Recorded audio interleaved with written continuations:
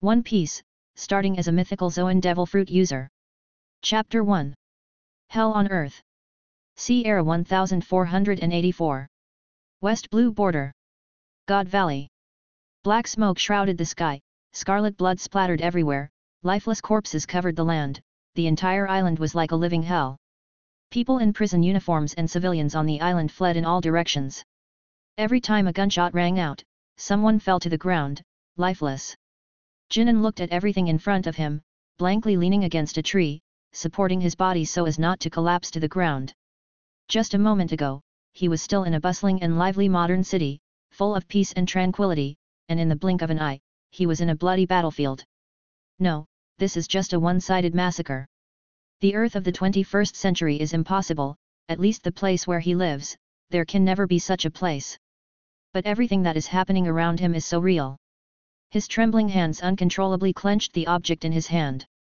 The Yanling saber, which he had someone forge, also came with him to this strange place, hoping to bring some comfort. Looking at this hellish scene, his breathing became more and more difficult, and it seemed that he had to use all his strength to take a breath. At this time, in every part of this island, human tragedies continued to happen. Run! Escape from this area quickly. They are coming. I am already the last person in my family, why did we encounter this kind of thing? As long as I survive 3 weeks, no. Why was this island chosen by those people? I hate it. I don't want to die. I must get out of here alive. Deafening roars came from all directions, making people feel chills all over, as if this place was a slaughterhouse, but the ones being hunted were those living people. Before Jinan could fully react, a gaunt fist had already slammed hard on his cheek. Bang! He only felt a darkness in front of his eyes, followed by a sharp pain spreading from his face, accompanied by a rusty bloody smell. Drops of blood slowly dripped from the corner of his mouth, as if time was infinitely stretched. The severe pain made him dizzy instantly, and he lost his balance and fell heavily to the ground, with a buzzing sound in his ears. Are you looking for death standing in the middle of the road? A rough voice exploded in his ear, with a strong anger and hoarse throat. Jinan tried hard to blink his eyes, and the scene in front of him finally became clear. A man with an angry face was standing in front of him, his eyes revealing a kind of irritability and impatience. You are blocking my way. If you don't want to live, don't hinder me here, get out of here. Jinan felt the stinging pain from his face, and his whole body suddenly, anger surged from the bottom of his heart, burning his sanity. He glared at the man in front of him, the anger in his heart seemed to burst through his chest. He clenched the weapon in his hand, his fingers trembling slightly with anger, and a trace of cold light flashed in his eyes. Being knocked to the ground by a sudden attack in a completely unprepared situation, the anger in Jinan's heart can be imagined. Moreover, there is no so-called road here, they are just shuttling through the dense forest, avoiding the bullets fired by the nobles. However, the anger in Jinan's heart did not burn for too long. He quickly restrained his emotions, took a deep breath, and the corners of his mouth raised slightly, revealing a relieved smile. He understood that no matter where he was, he would always encounter this kind of scum even in the face of death. He was still obsessed with living a second longer than others. The man seemed not satisfied after knocking Jinan down. The bloodshot in his eyes became more and more obvious, and his pupils were also contracting unnaturally. He hysterically approached Jinan, as if to release the fear and pressure in his heart in this way. He glanced at the weapon in Jinan's hand, sneered disdainfully, and pointed behind him. Boy, you look like you are not convinced? With your small body, you can't even use the weapon well, right?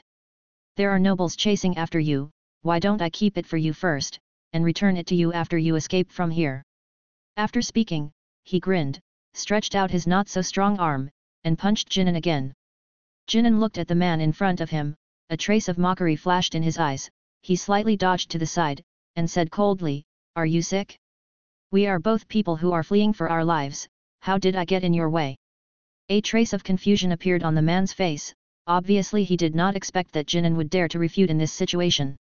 However, Jinan did not give him a chance to continue to attack. Just as the man punched again, Jinan quickly took back the weapon in his hand, squatted down, and suddenly rolled 2 times to the side, easily dodging the opponent's attack. The man was stunned, and his eyes showed surprise and incomprehension. However, before the man could react more, Jinan had quickly waved the knife in his hand and struck directly between the man's legs. Ah! The man let out a shrill scream, and his whole body curled up on the ground as if his spine had been pulled out. His hands tightly covered the injured area, his face was as pale as paper, and cold sweat was dripping from his forehead. Jinan glanced at him coldly, without intending to stay any longer. He turned around and ran into the depths of the forest. Now he has no time to waste on this kind of person. The forest is full of dangers. He must be highly vigilant and ready to deal with the challenges ahead. Da-da-da. After he left, dense gunshots suddenly rang out. At the same time as the gunshots rang out, a group of gorgeously dressed nobles appeared where Jinan was originally standing and looked down at the wailing man in front of them. The man, who was still preparing to continue cursing, had a bullet pierced through his forehead before he could see the person in front of him, and red and white instantly flowed out from the wound. The man's expression was still so fierce, but his body had lost control and fell softly to the ground. In the distance, Jinan, hiding behind a tree, saw everything. Jinan instinctively wanted to cover his mouth with his hand, trying to suppress the feeling of vomiting. This was the closest he had been to death in his 2 lives. People here don't care about other people's deaths.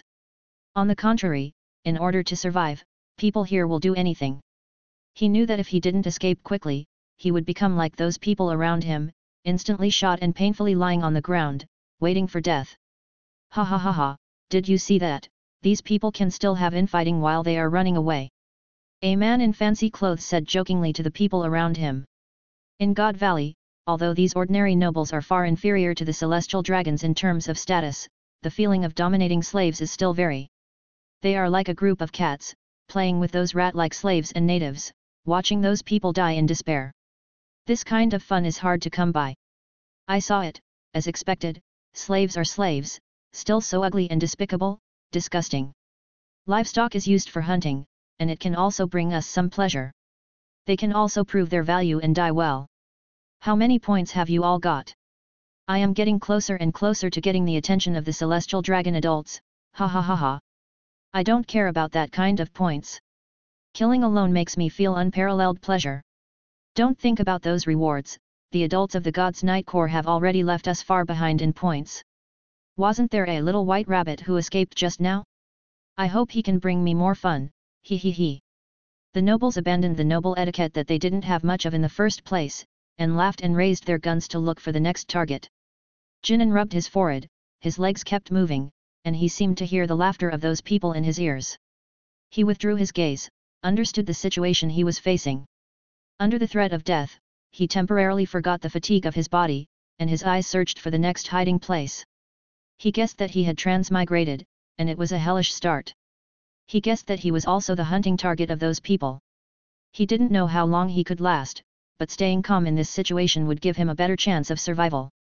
And one thing that Jinan felt very strange about was that those people were clearly running away frantically just now, but in their eyes, there was more anticipation. The madness here exceeded his imagination. He didn't understand the reason for this massacre. Could it be just for fun? Jinan's head was full of question marks, but in this place, probably no one could explain the situation here to him. Big brother, it's too dangerous for you to stay here. A tall boy in prison uniform ran to Jinan and spoke to him. In the holy shoes, the toes were constantly twisting, and it could be seen that the boy in front of him was not as calm as he seemed on the surface.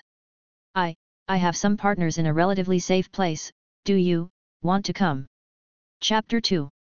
Jinan looked at the boy in front of him, feeling like he had seen him somewhere before. What's your name? The boy seemed surprised by the question and paused for a moment. My name is Bartholomew Kuma, you can just call me Kuma. Although he didn't know what this person was planning, he still answered politely.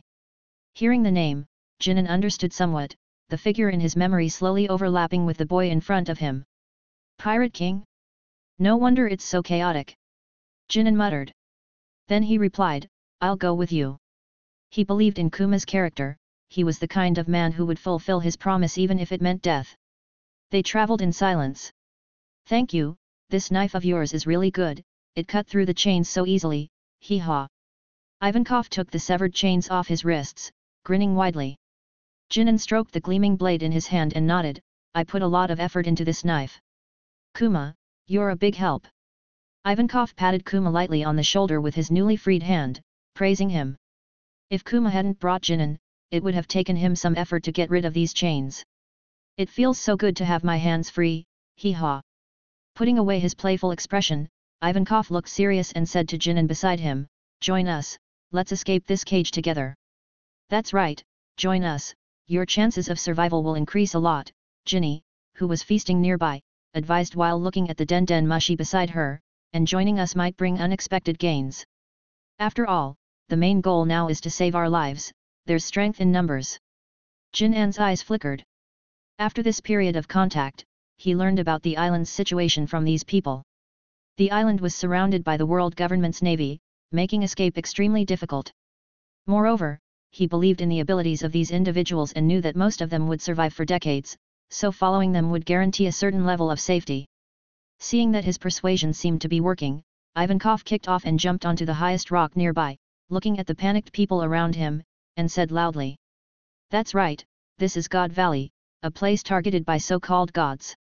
This place is full of despair, helplessness, and death for us. At the same time, it provides joy, laughter, and pleasure for those executioners. Are you satisfied with the current situation?" Hearing these words, most of the people below lowered their heads in disappointment. They were also very unwilling, but they had no way to resist, and resisting would only lead to a faster death. The only motivation that kept them alive now was the celestial dragon's promise of freedom after surviving 3 weeks. Jinan took in the expressions of the people around him. What did these people do wrong? Nothing. It was the celestial dragon's greed and brutality that forced them to live such miserable lives. Just because of the island's rich resources, just because the island was crowned with the name of God. He clenched his fists, he was angry at the distortion of this world, but he was powerless to change it. Although he was a transmigrator, he had nothing but a knife. Although he had learned some martial arts, his physical fitness was completely incomparable to the people of this world. However, he still wanted to try to do something, so that he wouldn't have come to this world in vain. No one can approach this place, and no one can escape from this island. Everything that actually happens here will be erased from history. This is a massacre race to drive out the natives and plunder resources. The survival rate of the race used to be 0. Wake up, everyone, it's impossible to stay here for 3 weeks. The competition lasted for 3 weeks, and the celestial dragons could not kill more than 100,000 people instantly, they still had plenty of time to escape. Jinan chose to join Ivankov and persuaded the crowd, although his voice was not loud, his sincerity made the surrounding people slightly calmer. They tried to awaken the slaves, and they almost wore out their lips, but it was still ineffective. Just when people were still harboring illusions and were extremely entangled in their hearts. Buzz. A broadcast sound covering the entire island rang out, and the host's excited voice immediately followed, announcing the good news. Congratulations to Lord Garling Saint for being the first to obtain 100,000 points. Following the broadcast were the revelry of the nobles and the lamentations of the prey. There were about 100,000 prey on this island, including slaves captured by the celestial dragons and the natives who lived here. The targets painted on the back of their clothes were death warrants, and every gunshot would take a life. The visual den mushi captured all the heroic figures of Garling Saint and the other gods' knights and transmitted them directly to the land of the gods in Mary Gosa. In the picture, Garling Saint was riding a bird-type flying mount, constantly charging and slashing through the crowd. Lord Garling Saint, who was originally penalized to start from -10,000 points for killing the king, is now leading by a landslide. The host said loudly, Lord Garling Saint's actual score should be 110,000 points. Listen to me, Ginny said to Jinan and the other two while listening to the information coming from the den mushi. The prize for this competition is the key to our escape. As long as you eat it, you can transform into the mythical Zoan Azure Dragon, that strongest level devil fruit, and another one. Ginny paused and continued, the ability to instantly blast others and yourself to a distant place.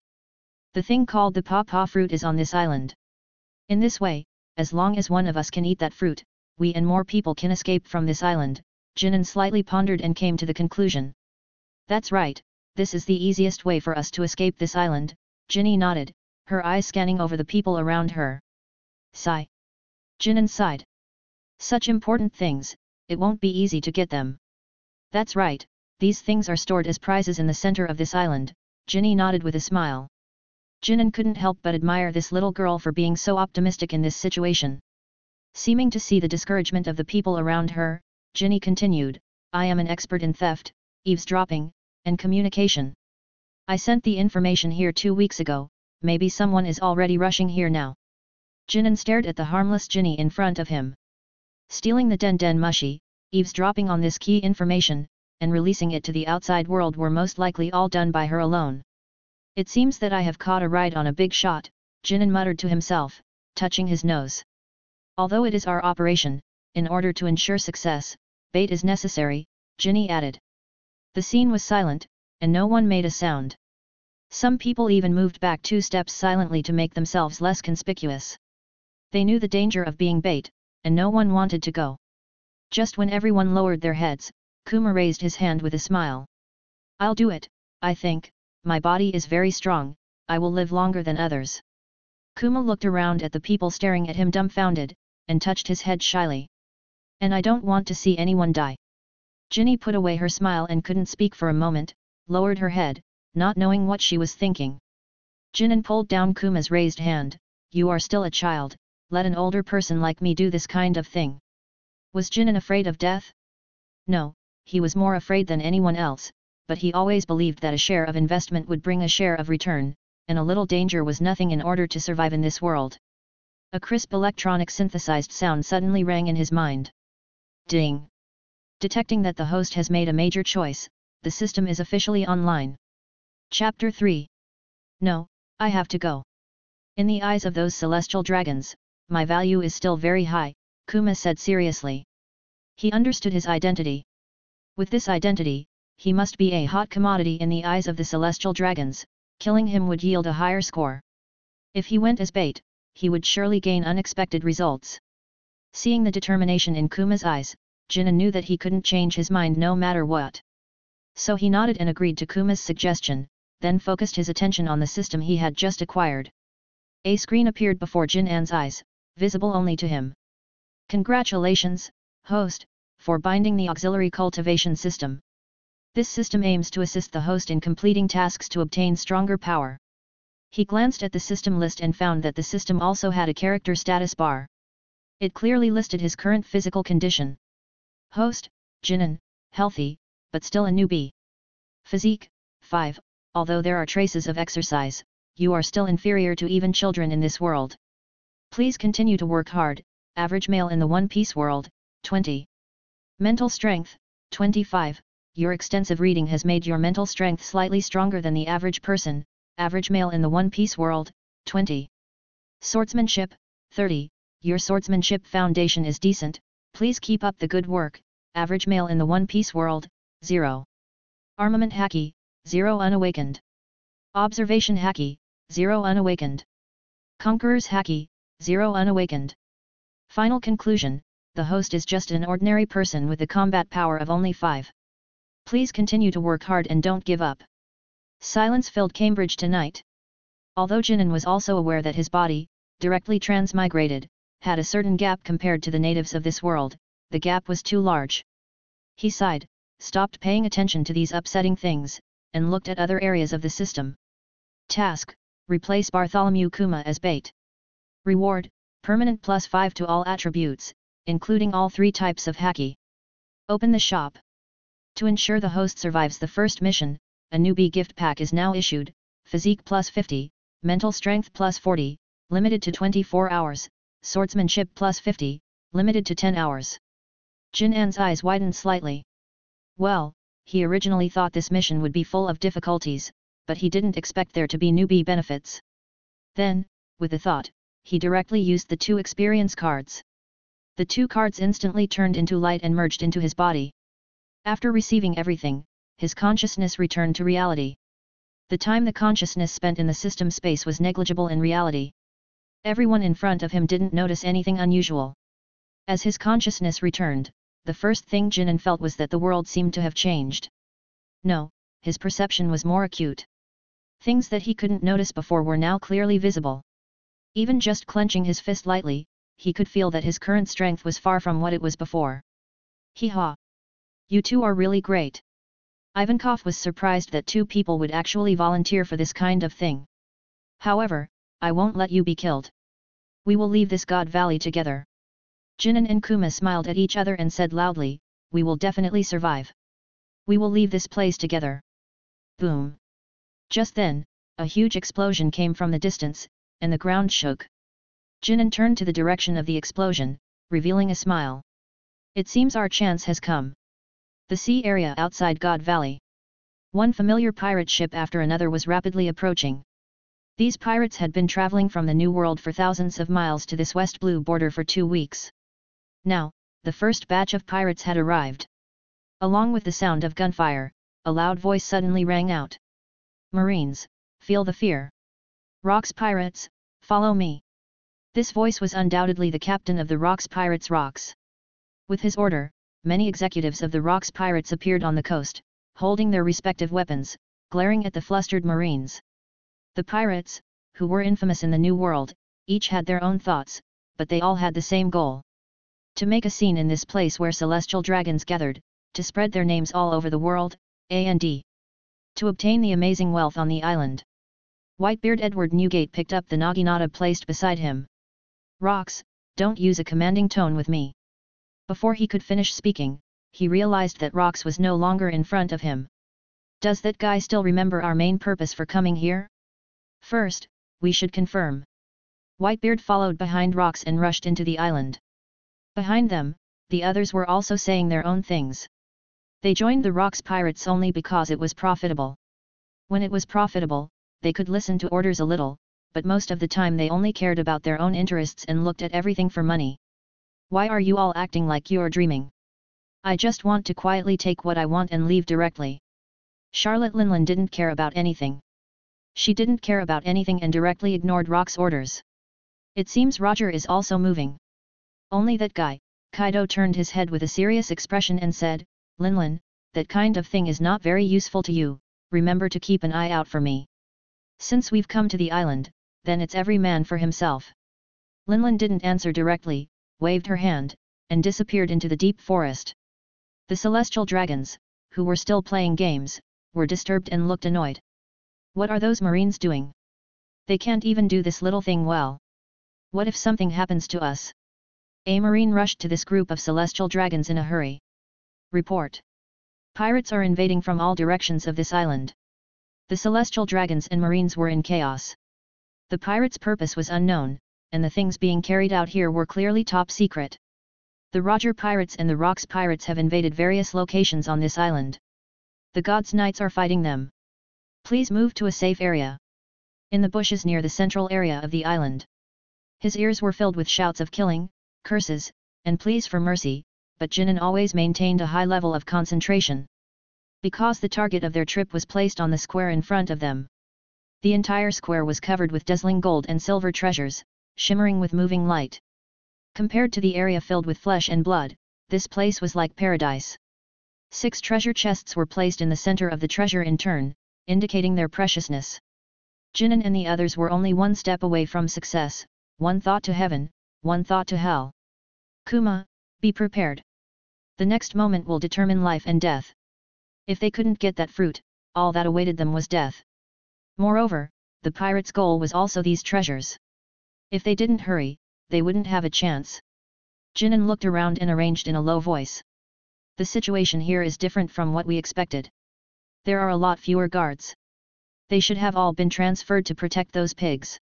I will go out first to attract the guards' attention. You guys approach the central chest as quickly as possible. Then, before Kuma and the others could react, he took a step and rushed out instantly. Chapter 4. Dusk. A gentle breeze scatters fallen leaves.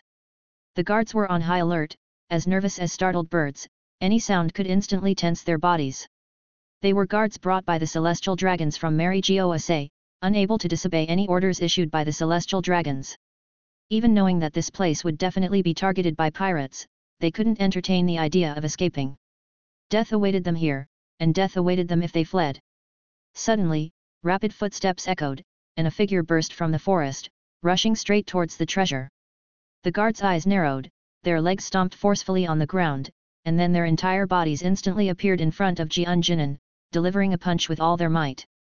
On the other side, a guard leaped into the air, somersaulting twice before suddenly launching a kick, creating a vacuum like a sharp slash, rapidly approaching Jinan. Boom! In an instant, the ground at the point of attack cracked, and dust filled the air.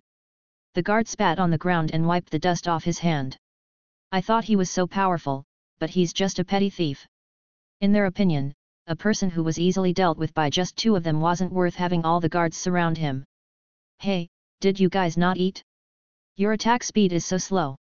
On the eaves above their heads, Jinan leisurely dusted off his spotless clothes. After adding 50 points to his physique, it was easy for him to deal with these guards. After a brief test, he realized that there was no need to be so cautious. He knew that going directly to get the fruit would have been easier. However, in his sight, Kuma and Ivankov were already within reach of the treasure chest. The guards below, hearing this mocking remark, were so angry that their faces turned pale, but what frightened them even more was that no one had clearly seen the movements of the person on the eaves. Fear suppressed their reason, and they kept retreating. Is this kind of monster really someone we can deal with? Hearing this sentence, Jinan's mouth twitched. Did they have some misunderstanding about monsters? Ah! A scream entered Jinan's ears. Turning his head to look, a tall, beautiful woman was pinching Ivankov's face with one hand and slamming it heavily on the ground, while the other hand held a devil fruit. Ouch! That was close. I almost became a big-headed dragon king. Charlotte Linlin looked at Ivankov and teased. She didn't stop for a moment, rushing here after disembarking, to snatch the fruit before it was eaten. Hand over the other fruit too. Charlotte Linlin didn't pay attention to the few people around her, releasing Ivankov and grabbing the fruit in Kuma's hand. Eat it quickly. Kuma! Don't hesitate! Ivankov roared hoarsely. Kuma swallowed the fruit in his hand in one gulp. He knew that this was what his companions had risked their lives for, and he couldn't let them down. Tui! Charlotte Linlin spat. It was too late. You must be saved, even if it's just you, it's our victory. Charlotte Linlin looked at Ivankov, who was still vomiting blood, and didn't make any further moves. She was already a devil fruit user, the fruit was just a tool for her to exchange for benefits. There were still so many treasure chests and gold and silver jewels here, she had already made a huge profit. Hee haw, I'm waiting for people to come over, what are you waiting for? Ivankov opened his mouth and directly mocked Charlotte Linlin. Whoosh! Jinan, realizing that something was wrong, launched a sneak attack from behind her. Little brat, who gave you the courage to face me? Charlotte Linlin slightly dodged Jinan's attack. You are Big Mom. The woman in front of him was very beautiful. Beneath her curved eyebrows were a pair of charming big eyes, her lips were exquisite and full, with curves in all the right places, the whole person was like a ripe peach. His impression of the Pirate King stayed at the Cake Island plot, but he had also seen what this woman looked like when she was young. After confirming his guess, Jinan's heart sank. He didn't have the confidence to stop this opponent. Big Mom had been strong since she was a child, and her copper skin and iron bones couldn't even be marked by cannons. Big Mom! Charlotte Linlin's forehead bulged with veins, obviously extremely angry. Very good, little brat, I'll remember you. Do you know what price you have to pay for saying those 2 words in front of a woman? Jinan regretted it as soon as he said those 2 words. He knew how terrible this woman was when she went crazy, even killing her own sons and daughters without hesitation. Moreover, the current Charlotte Linlin hadn't become the fat woman she would later be, and besides, probably no one in this world dared to call her that to her face. Jinan felt that something was wrong and immediately roared at Ivankov and Kuma, get out of here quickly. Elbaf spear. Charlotte Linlin casually placed the fruit she was holding in her hand inside her clothes, then raised the knife over her head with one hand, and then slammed it forward. A purple sword energy shock wave swept towards Jinan with an aura of death. In a hurry, Jinan could only draw his sword and rush forward, slashing down at Charlotte Linlin with all his might, but he could hardly advance an inch. An unimaginable force came from his arm, veins burst on his neck and arms, and his whole body was pushed by the sword energy, leaving 2 traces on the ground. At the same time, a terrifying force enveloped the entire area, and only screams were heard. All the people and animals within 100 meters had wide eyes, with only fear in their eyes, and the hissing screams after the sword light passed. Some people didn't even have time to scream, and their entire bodies turned into a cloud of blood mist, scattered in the air, leaving only a scorched mark on the ground. Before they died, their postures were twisted, enough to prove how terrified they were inside. Fortunately, Kuma immediately used his devil fruit ability after hearing Jinan's reminder, instantly sending himself and Ivankov flying out of the attack range. What destructive power! Ivankov murmured, the smile gone from his face. In just the blink of an eye, the surrounding hundreds of meters had all turned into a dead zone.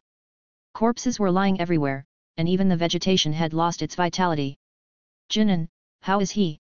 Kuma looked around, wanting to find Jinan's figure, but unfortunately, his sight was blocked by dust and he couldn't search. Within the area shrouded in dust.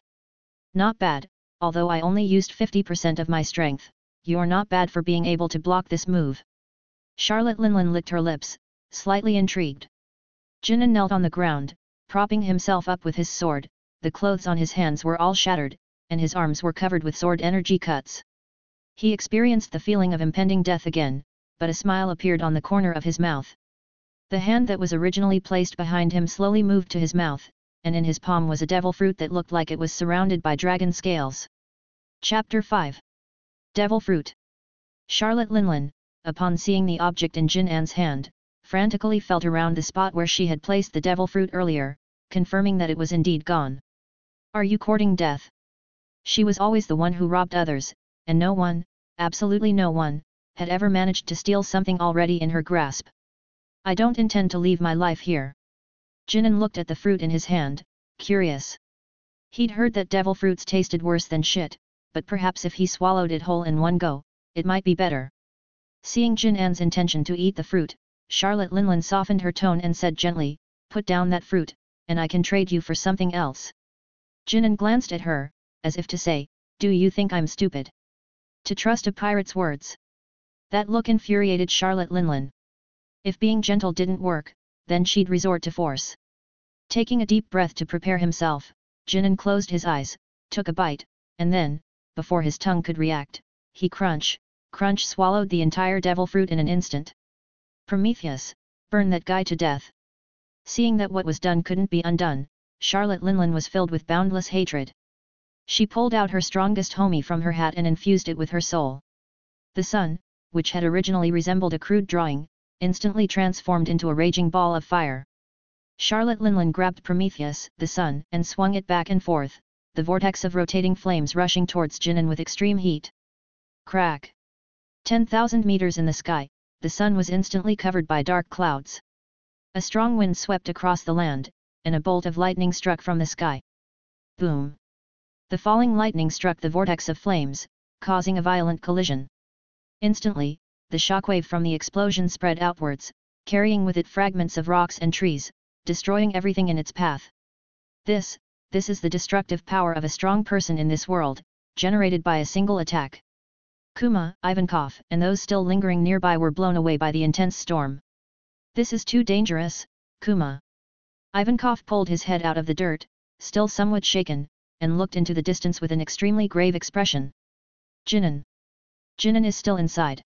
Kuma wasn't in much better shape, covered in dust, as if he had just crawled out of the mud. He'll be all right.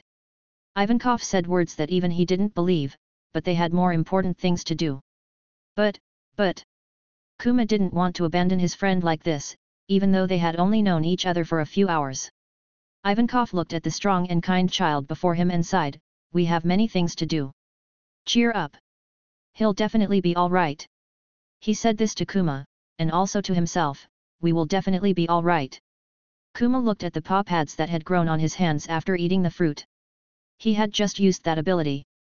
With this ability, we can succeed. After speaking, Kuma and Ivankov ran into the distance, using his paw to send away everyone he saw. Kid, you're pretty resilient. The battle between Charlotte Linlin and Jinan continued. The situation wasn't one-sided. Although Jinan was at a disadvantage, he could already block Charlotte Linlin's violent attacks. The Azure Dragon Fruit has made you a bit more durable, hey. Charlotte Linlin's eyes were red. That was clearly her thing, but now it was being used against her. Jinan, who had been taking a beating, was equally annoyed by the tall beauty in front of him. They could have retreated safely after snatching the fruit, but this unexpected obstacle appeared. Not only was the plan completely disrupted, but it also hurt like hell. It's hard to get injured and bleed, but the pain isn't lessened. He glanced at the system panel. His physique attribute had now reached 79 points, including the points from the limited time card. It seemed that 80 points was a major threshold, and the limited time attributes would be somewhat diluted. But now he could already be considered invulnerable to blades and spears. But from the feeling, he was just a little more durable. He wondered how Kuma and the others were doing. Daring to be distracted while fighting me. Charlotte Linlin reached out and tugged on Prometheus's face, then grabbed it in her hand. Eat this. Heavenly fire. She poured her power into Prometheus and then hurled it towards Jinan. Wow! Eat this. Prometheus screamed as it pounced on Jinan, the scorching heat causing the air density to decrease, creating distortions. At this moment, Jinan, who had been standing still, moved. He remained calm, facing the overwhelming heatwave without changing his expression. He looked up at the dark clouds, brought his two fingers together, and pointed them towards the sky. A beam of light from his fingers entered the clouds, and the sea of clouds churned. Subsequently, a trembling sensation caused by electrical fluctuations spread through the air, and thick, purple lightning bolts rolled like giant snakes in the clouds. An invisible aura slowly spread. Charlotte Linlin, who was the first to sense the danger, stood frozen in place. It wasn't that she didn't want to dodge, but she felt an aura locking onto her, leaving her nowhere to escape. Prometheus! Charlotte Linlin shouted, wanting it to return and defend her, but it was too late. Prometheus's attack hit Jinan head-on, but it wasn't happy. It also sensed the trembling aura in the air. Crack! A loud explosion came from the sky. The long brewing lightning seemed to have received a signal, transforming into a lightning dragon, pouring down from the sky and directly hitting Charlotte Linlin, who was defending with her sword.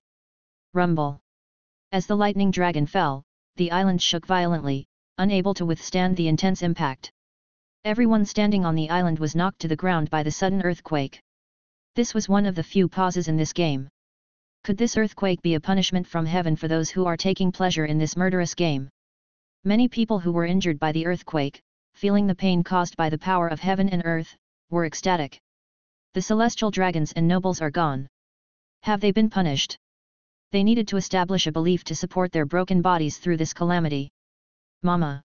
The panicked Prometheus, not caring that Jinan's skin was already charred and seemed unable to resist, flew quickly towards the place where the lightning struck. It was unknown whether Charlotte Linlin was dead or alive. SSSHHH. The pain from the burns made Jinan unconsciously twitch his mouth. Because his move required too much preparation time, he couldn't avoid Charlotte Linlin's attack and could only use a strategy of trading injuries for injuries. However, the pain in his body made him not want to use this strategy again. Strictly speaking, this move wasn't completed by Jinan's own power. He borrowed the method Suzuki used to create Kirin, using a wisp of aura to trigger the power of nature, thereby achieving his goal. The Devil Fruit's ability is determined by the user's development method. In Jinan's subconscious, the Azure Dragon is one of the 4 symbols of the sky and the 7 mansions of the East. Possessing endless possibilities, there are many directions to choose for development. Chapter 6. The earthquake was over. But the fighting on the island continued. Navy versus pirates, pirates versus celestial dragons, pirates versus civilian slaves. Many corpses lay strewn across the dirt, flesh and blood flying, but the pirates and navy showed no fear, expressionlessly hacking and slashing through the crowds. The pirates whose names were known were even more excited, their clothes covered in blood and bits of flesh, whether their own or someone else's. Their fierce momentum remained high, like madmen returned from hell. These people were all hardened desperados who had survived real battles, each move clean and efficient, using the least amount of energy to eliminate the enemy in front of them. It's been a long time since I've had such a satisfying kill.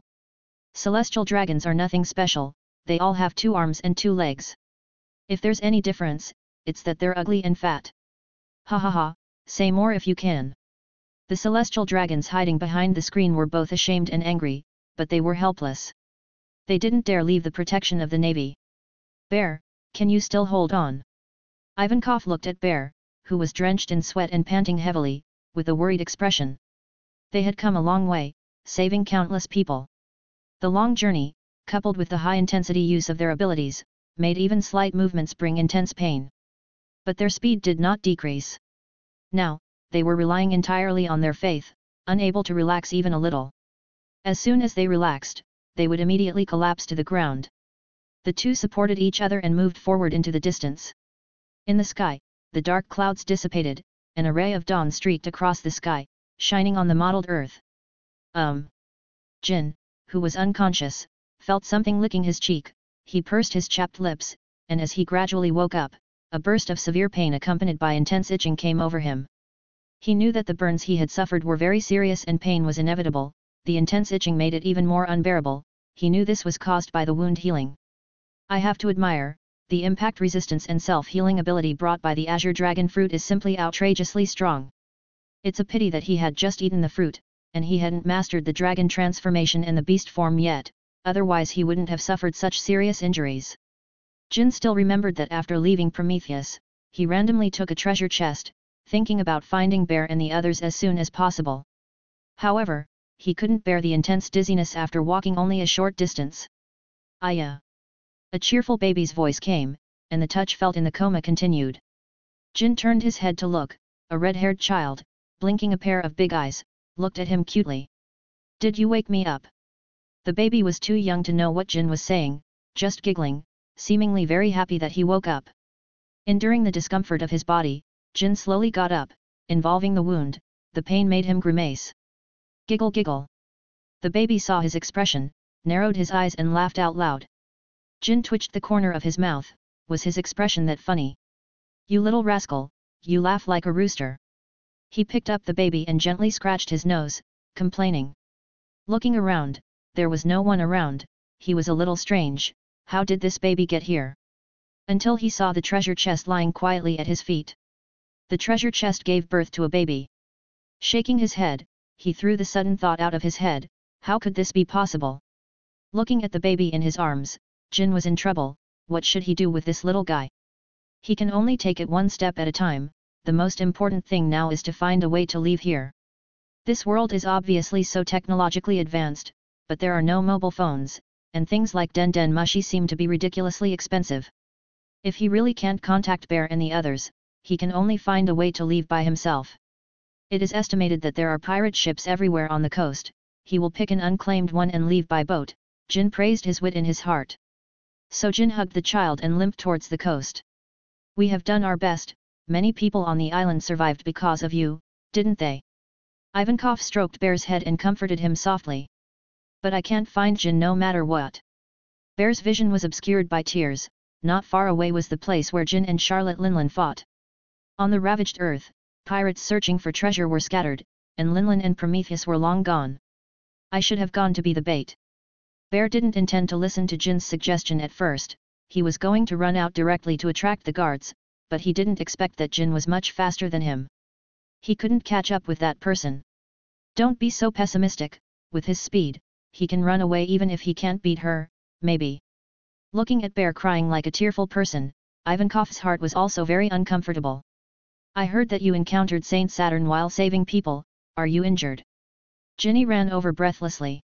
Ivankov shook his head and replied, it's okay, with Bear's ability, we escaped. That's good. Ginny patted her chest. She did not follow Bear and the others, but had been eavesdropping on the Navy's movements. I overheard that the Navy Admiral joined forces with Roger to defeat Rox in one fell swoop. We must leave this island. Once Rox is defeated, the Navy will vigorously search the pirates on this island. By that time, these people will have no possibility of escape. What about that big brother? After this cooperation, the four of them have become a relatively close-knit group, so they must leave together. Ivankov shook his head. I haven't found him yet. He went alone to block that Charlotte Linlin, to buy us time.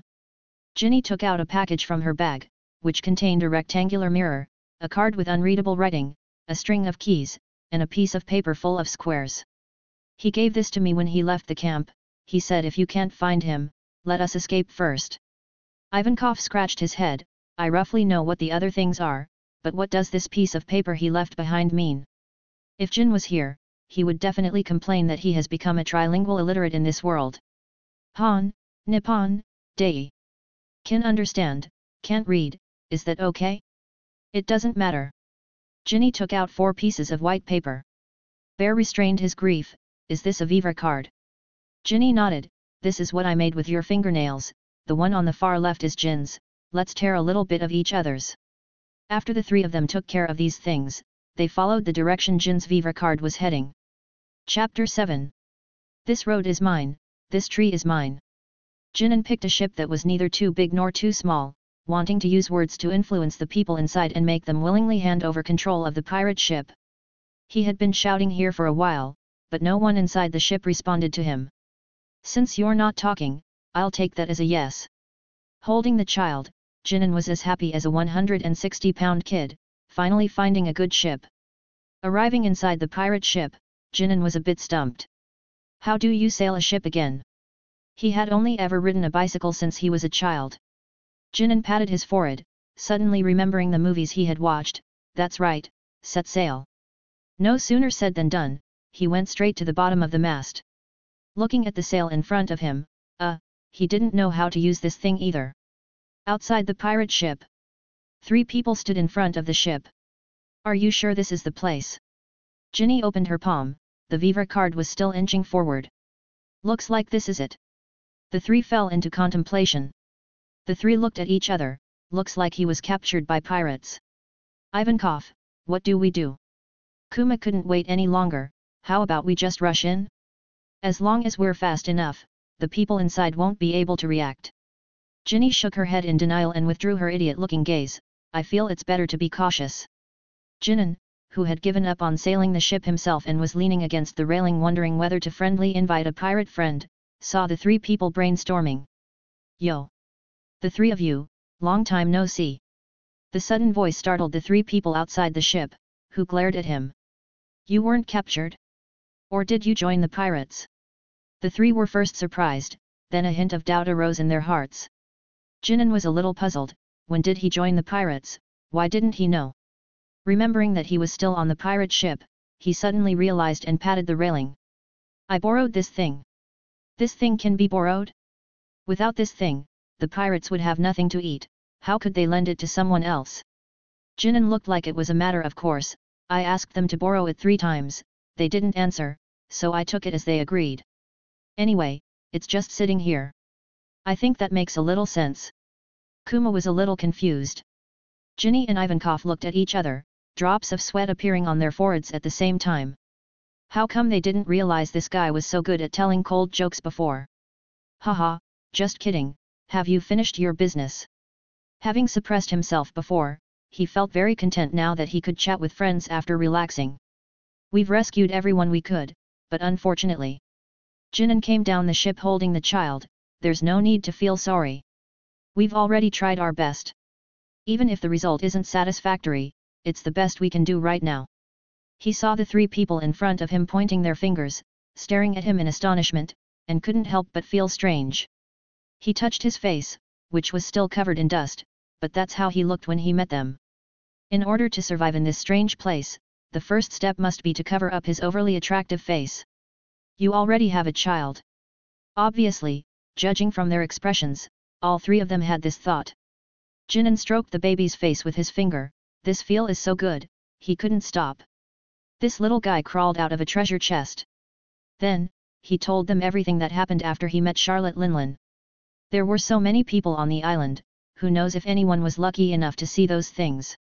Moreover, this island was under the surveillance of Den Den Mushi. This little guy is so cute. Ginny stretched out her finger to tease the little guy, so smitten that she wanted to snatch him away and hug him in her arms. Enough about that, are you guys preparing to leave here? Jinan asked. Ivankov nodded. Now that we've found you, we can leave. We've done everything we can do. Where are you going? Ivankov looked at Jinan. The 3 of them had already decided to act together, and now it mainly depended on Jinan's opinion. I'll go with you. Jinan didn't hesitate. He was alone in this world anyway, and it didn't matter where he went. In that case, let's stand together and hold hands, Ginny suggested. Kuma's devil fruit ability is to repel anything, and he can also use this ability to teleport over long distances. Holding hands together allows them to teleport away at the same time. Get ready, our journey is about to begin. Kuma grabbed Ginny's hand with his left hand, then looked at the paw pad on his palm, slapped it on his body, and the 4 of them instantly disappeared. Jinan, who was flying in the sky, suddenly heard a voice. Ding! Task completed. Reward has been issued, please continue to work hard, host. West Blue. Sorbet Kingdom. Sorbet is originally the name of a kind of ice cream. The roofs of the buildings in this kingdom are built in the shape of ice cream.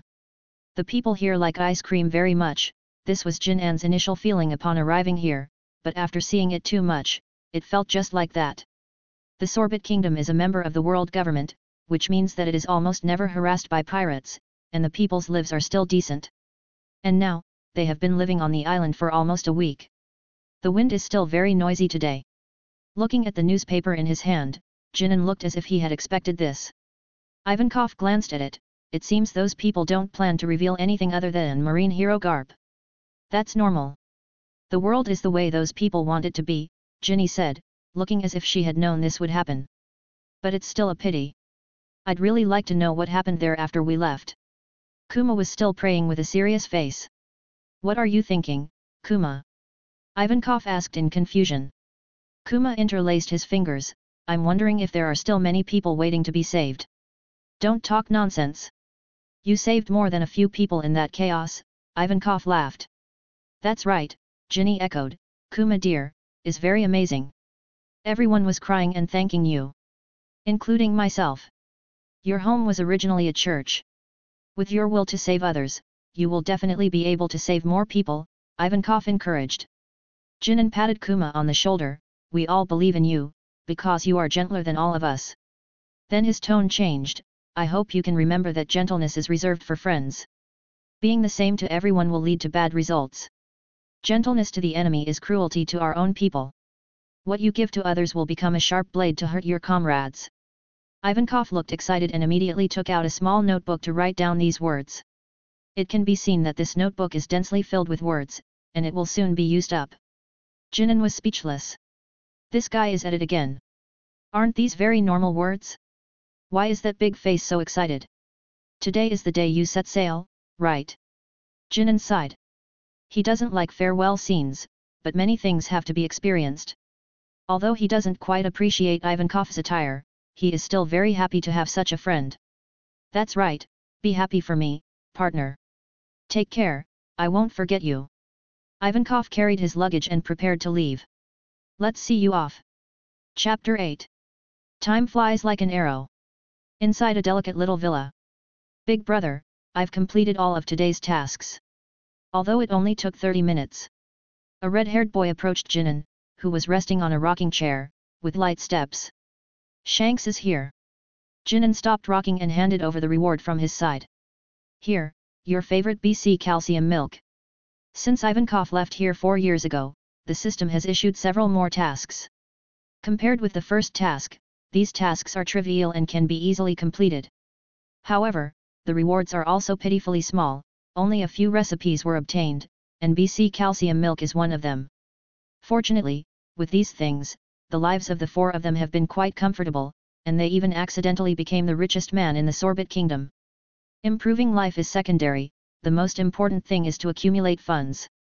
The naval power in this world is very strong, right, but it still has to obediently listen to the orders of the world government. The root cause of this situation is because they have no money. Most of the pirate world is water. Engaging in agriculture is a dead end. If you engage in commerce, there are too many pirates, making it difficult to move. What should people do if they have no money? They can only go to sea to become pirates, otherwise they will starve to death. Then it keeps going in a vicious cycle, leading to the world becoming the deformed appearance it is now. Therefore, Jinan decided to make money first, but he would never touch those black areas. Of course, he didn't give up on physical exercise either. Jinan glanced at the panel. Host, Jinan. Physique, 79. Mental strength, 59. Swordsmanship, 79, Great Swordsman level Swordsman, 80-89 Master, 100 Grandmaster. Shave, 79, stepping on the ground dozens of times in 0.2 seconds. Finger pistol, 79, the power gathered by the fingers can easily penetrate multiple layers of steel. Armament Haki, 59, not awakened. Observation Haki, 59, not awakened. Conqueror's Haki, 0, not awakened. Points remaining, 1000. Points can be obtained by collecting emotions and completing tasks issued by the system. Points can be used to open training spaces and shop consumption. The time flow rate in the training space is slowed down by 150, and the training results are applied to the main body. The stronger the data, the harder it is to grow. Jinan didn't know how to complain, everything was failing, and there was even a 0. Last time he used the limited time card, he found that 80 was a threshold, but he didn't expect to be blocked by the 60 threshold after 4 years of training. This broken system is useless at all. Jinan said that he had never seen such a useless system. If the system could speak, it would definitely say, if it weren't for this panel, I wouldn't be able to clear my name even if I jumped into the Yellow River. Big brother, the lessons taught by the teacher in elementary school today were too simple, I was almost bored to death. Shanks drank BC calcium milk, still chattering non-stop. Jinan rolled his eyes, feeling a little helpless, but didn't know what to say. Who told this little guy to have learned most of the knowledge when he was 3 years old, a complete child prodigy? Can I go to the university you built to study in advance? Shanks looked forward to it, trying to achieve his goal by acting spoiled. Jinan shook his head, do things that match that age at that age. I myself want to go back to elementary school. But elementary school is too boring. Shanks pouted in dissatisfaction. Tell me what you learned in school today first. Jinan touched Shanks' head and let him lie beside him. Shanks counted on his fingers, Enlightenment Studies, a mix of 3-character classic and other books, mainly teaching how to be a person, natural science, and then the 5 arts, without imperial. But the courses in university are more interesting, medicine, law, economics. I'm super interested in these. It's a pity there are no courses in meteorology and astronomy. Jinan looked up at the sky without answering. He didn't want to admit that the astronomy and meteorology system in this world hadn't rewarded the knowledge system yet. We'll talk about it later. I have something to go out for. If you're bored, you can go to your brother Xiang and sister Jinny. Jinan walked to the coat rack, put on the Navy-issued coat, and walked out slowly. He joined the Navy 3.5 years ago, and under the guidance of the system, he killed an unknown number of pirates before barely sitting in the position of a lieutenant colonel, responsible for guarding the Sorbet Kingdom. He thought he could slack off after sitting as the highest officer in an area. Unexpectedly, there were more things to do. He needs to continue to climb up. He doesn't believe that if he climbs to the top, someone will still assign him tasks. Sorbet Kingdom Naval Branch. Jinan entered the building from the main entrance with ease and walked into his office. The branch where he was located originally had a full staff of less than 1,000 people. After his reconstruction during this period, and the completion of the infrastructure, it expanded to more than 2,000 people. And these people are absolutely loyal to him. After all, who can refuse a boss who doesn't default on wages, and also sets up extra bonuses and year-end bonuses? His butt had just fallen on the chair in the office. He casually flipped through the documents piled up on the table, but they were all trivial matters. Looking at these documents, Jinan stroked the beard on his chin. It seems that he should hire a secretary, and hand over all these things to the secretary, so he can take a vacation. After these years of sweeping, there are fewer and fewer pirates nearby. His subordinates can easily solve those who pass by, without him having to take action at all, which makes his relationship with the current King Bikli quite harmonious. In a casual chat, he accidentally talked about how if Jinan hadn't suddenly appeared, the king might have been forced to divide the country in two in a few years due to the pressure of the heavenly gold. This method is used to reduce the amount of heavenly gold paid, half of which is protected by the country, and the other half will become a land outside the law. From this, it can also be seen how outrageous the celestial dragon's exploitation of this world has become. Just then, a man with curly hair wearing a navy uniform knocked on the door and walked in. He saw Jinan resting in the chair, and a look of admiration appeared in his eyes, but considering that he still had a mission to perform, he quickly adjusted his emotions. Subordinate has something to report. Jinan restrained some of his laziness, sat up a little straighter, and looked at the boy in front of him who was as tall as him at the age of 15. It's you, Kyuzan, what's the matter? The Navy is named Kyuzan, who is the future Aokiji.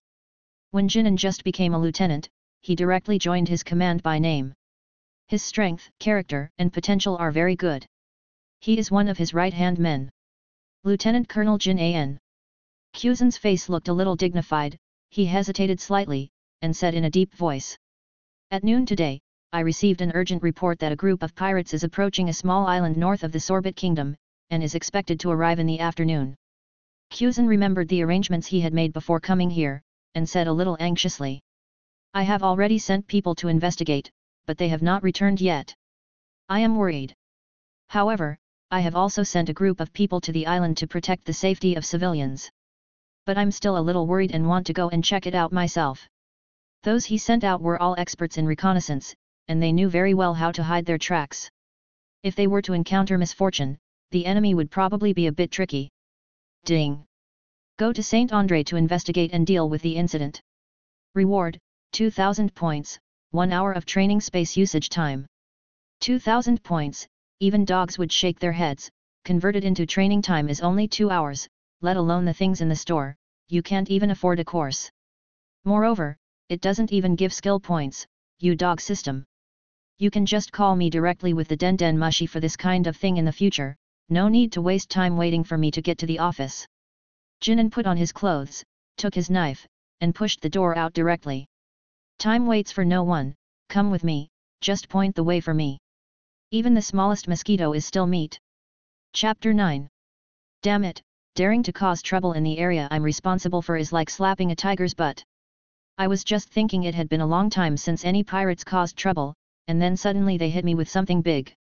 Lieutenant Commander Jinan, slow down a bit, I can't keep up with you.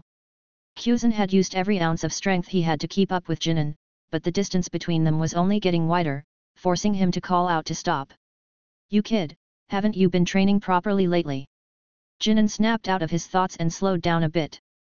Hearing this, Kuzan felt like he had eaten a bitter gourd and a lemon, his whole face squeezed together. He trained every day except when he was sleeping, not even wasting time going to the toilet. Instead of getting praise, he was misunderstood like this, truly suffering in silence. Seeing Kuzan's expression, Jinan knew he had misunderstood, but who told him to be the superior officer? Apologizing was out of the question, he'd just give him some compensation later. Let's pick up the pace, I want to understand the situation there as soon as possible. Saying that, without waiting for Kuzan to agree, he directly picked him up and flew into the sky, speeding towards the direction he had pointed out earlier. Wah-ah-ah-ah-ah. The fact that a grown man could make such a sound shows what he was going through. From above the clouds, Jinan's faint voice came, yell again, and I'll throw you down. He had now mastered all the abilities of the Azure Dragon Fruit, fully transforming into a dragon, and could perfectly use his little dragon form.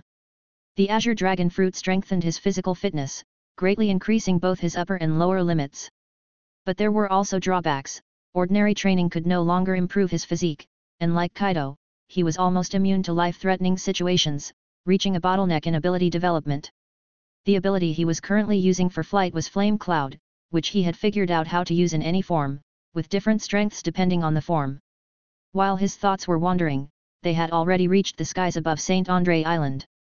Jinan looked down at the island's interior. The people on the island were evacuating in an orderly manner under the organization of the Navy, with no panicked expressions on their faces. They knew that there was a very reliable Navy officer responsible for guarding the waters around the Sorbet Kingdom, and they trusted that he would protect all of them. Jinan looked at the actions of the Navy soldiers and nodded with satisfaction. This was what soldiers should do. Distinguish who is the enemy and who is the friend, unite true friends, and attack true enemies, and in this way, there will be fewer and fewer enemies, and the pressure on them, the Navy, will be reduced. His goal was to build a team that truly worked for peace, and this team was now taking shape. He could safely leave the island to the Navy. Jinan turned his gaze to another direction of the island. 3 pirate ships were approaching the island, and the pirates on board were ready to go. On the Blood Butcher ship, a tall, burly man stood at the bow, a manic smile appearing on his scarred face, adding a touch of ferocity to him.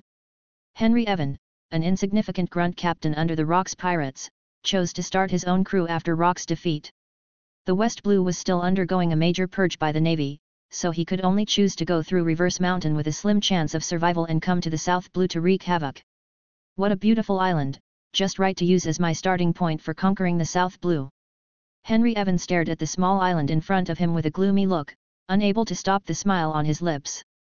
Boss, are we really going to attack this island? I feel like the atmosphere in this sea area is a bit wrong. A nervous crew member anxiously observed the pirate ship around him, feeling extremely insecure. Are you teaching me what to do? Henry Evan glanced at him faintly. No. I didn't mean that. I just... The crew member was frightened by his aura and quickly shook his head. Bang! As a gunshot rang out, a flower of blood bloomed on the crew member's chest. Drip, drip. Scarlet blood gurgled out of the wound. The crew member widened his mouth in disbelief, the light in his pupils gradually dimming. Ha ha ha ha. The crew members watching the excitement next to him laughed out loud, not taking this person's death to heart at all. A newbie is a newbie, daring to talk to the captain like that. If you want to die, there's no need to be so hasty. I wasn't even slightly afraid when I was surrounded by the Navy, let alone the 4 seas, there's nothing that can threaten me. Henry Evan lightly blew away the smoke from the muzzle, his face regaining a smile. Throw him into the sea to feed the fish. Without giving his subordinate another glance, there could only be one voice on his ship, and he was the absolute authority. He didn't need cowards on this ship, this kind of trash would only hold him back. He only needed complete obedience and extreme lunatics, he enjoyed killing. Henry Evan only had this thought in his mind, and then swept his gaze over his crew. Looking at his subordinates who supported his ideas, he nodded with satisfaction. Wah ha ha ha ha. Little ones. Give me a good slaughter, the stupid civilians on the island are your reward. Do whatever you like. Henry Evan pulled out the long knife from his waist and casually played with it. This kind of prosperous island is rare even in the 4 seas, this time we can rob enough. That's right. Under Captain Henry's leadership, we will get more treasure. With Captain Henry's strength, even if the Navy really comes, they will be here to die. The pirates put their arms around each other's shoulders, laughing and joking, the knives and guns in their hands involuntarily dancing. Henry Evan smiled confidently, the Navy was nothing, he had killed no less than 500 of them, and the ones he killed were from the Grand Line Navy. What was bothering him now was the lack of reputation. After robbing this island and expanding his fame, he could continue to expand his numbers and dominate the sea area step by step. Thinking like this, Henry Evan laughed wildly and raised his arm holding the long knife, waving it upwards. Accompanied by his actions, the pirates who were still making noise suddenly became serious. The pirate ship had reached the shore, and the cannons were aimed at the town, ready to fire at any time. Little ones. Let's have a good carnival. Henry Evan shouted. Hundreds of pirates, armed with knives and guns, were fully armed, exuding a fierce and bloodthirsty aura. Rumble. With a loud noise, the cannons mounted on the pirate ship poured out their ammunition. Henry Evan laughed loudly. But before the smile on his face could dissipate, something happened that caught him off guard. Boom! A violent explosion rose up, and the rolling flames and thick smoke slowly dissipated in mid-air. The sudden change caused the charging pirates to stop. Damn it! Why did the shells suddenly explode in mid-air? Henry Evan said in exasperation. The black smoke from the explosion dissipated. Everyone's eyes involuntarily focused on the figure in mid-air. The man had flowing long hair, and 2 curved willow eyebrows adorned his clear eyes, his coat fluttering in the wind. The youth came against the wind, like 1,000 trees blooming, which was the best description of him. The Navy Lieutenant Commander looked down at the pirates in the distance, a sneer appearing on the corner of his mouth. So you are the bastards causing trouble. His voice was not loud, but it clearly reached everyone's ears. Who gave you the courage to come to my territory and run wild? Chapter 10. Have you all decided how you want to die? Jin An's deep voice echoed across the island. Navy soldiers, pirates, and civilians alike looked up at the Navy Lieutenant Commander in the sky, who was not particularly tall but full of majesty. The people who were being evacuated from the island stopped involuntarily when they heard Jin An's calm voice. That voice is... Lieutenant Commander Jin An is here. The Navy soldiers who were still evacuating the crowd suddenly burst into enthusiastic cheers, the light of admiration in their eyes shining brightly in the sun. Leave some people behind to continue evacuating the masses, and the rest will follow me to provide support. With Jin An's arrival, the Navy soldiers seemed to be injected with stimulants, eager to follow the person they admired and charge into battle. You don't need to go over there, just stay here and protect the civilians. At the entrance of the town, a swaying figure covered his mouth and walked towards the Navy gathering point. Lieutenant Commander Kuzan. The Navy soldiers stood at attention and saluted, showing awe to the person in front of them. Kuzan waved his hand, disperse and do your own thing, be sure to ensure the safety of the civilians. He was a little helpless, his eyes fixed on the entrance of the town, to prevent pirates from sneaking in, although that kind of thing was unlikely to happen. Ugh! He flew a little too fast just now, and he still hasn't recovered. Kuzan rubbed his stiff face, as expected of Lieutenant Commander Jin An, he took him 20 kilometers in just 5 minutes. At this time, Henry Evan's arrogant laughter came from the coast. I thought it was a Navy headquarters vice admiral, talking so big. Turns out it's just a small lieutenant commander, ha ha ha, you're killing me. When I was fighting on the sea, you were still playing with mud. I've killed dozens if not 100 like you. Do you want to take a piss and look in the mirror first, or do you want me to help you? Jinan narrowed his eyes. Extreme foul language is always exceptionally annoying, and said lightly. What's wrong? You were so scared that you peed your pants just now, and now you're in a hurry to push it on me. Just like a child, always likes to use bad words to hide his panic. Henry Evans spat disdainfully, and laughed in anger. Then I really want to see your skills. No one can stop me from moving forward, whoever blocks. I will kill. He waved heavily in Jin An's direction. Everyone, go, kill him, I want him to die without a whole body. Violence and madness filled his eyes, and the anger in his heart made him crazy. The atmosphere in the arena became extremely oppressive for a while. Under the aura of the two, the pirates held their breath and silently loaded and fired their guns, for fear of being robbed of the credit if they were a beat slower. Soon, the pirates discovered a problem. Their attacks didn't seem to work at all, but the bullets clearly hit the Navy soldier perfectly. However, the bullets hit that person without leaving a single scratch. The unknown is the most frightening, but they have no choice. Bullets were fired frantically as if they didn't cost money, hoping to bring some sense of security with absolute firepower suppression. The people left on the pirate ship no longer hesitated, and loaded cannonballs into the cannons one by one. In an instant, the hot ammunition wrapped in heat waves, crossed the sky, forming a barrage of bullets. Ha ha ha ha, tremble in my artillery fire. He didn't believe that a lieutenant commander could withstand their attack that was enough to destroy a town. Inside the town, the Navy soldiers' expressions changed, and the sound of gunfire on the coast reached the town. How could these damn pirates have so many cannons, and the bullets are so plentiful? Some newly enlisted Navy soldiers were a little anxious. It was the first time they encountered such brutal pirates on a mission. Relax, those pirates don't know who they are facing.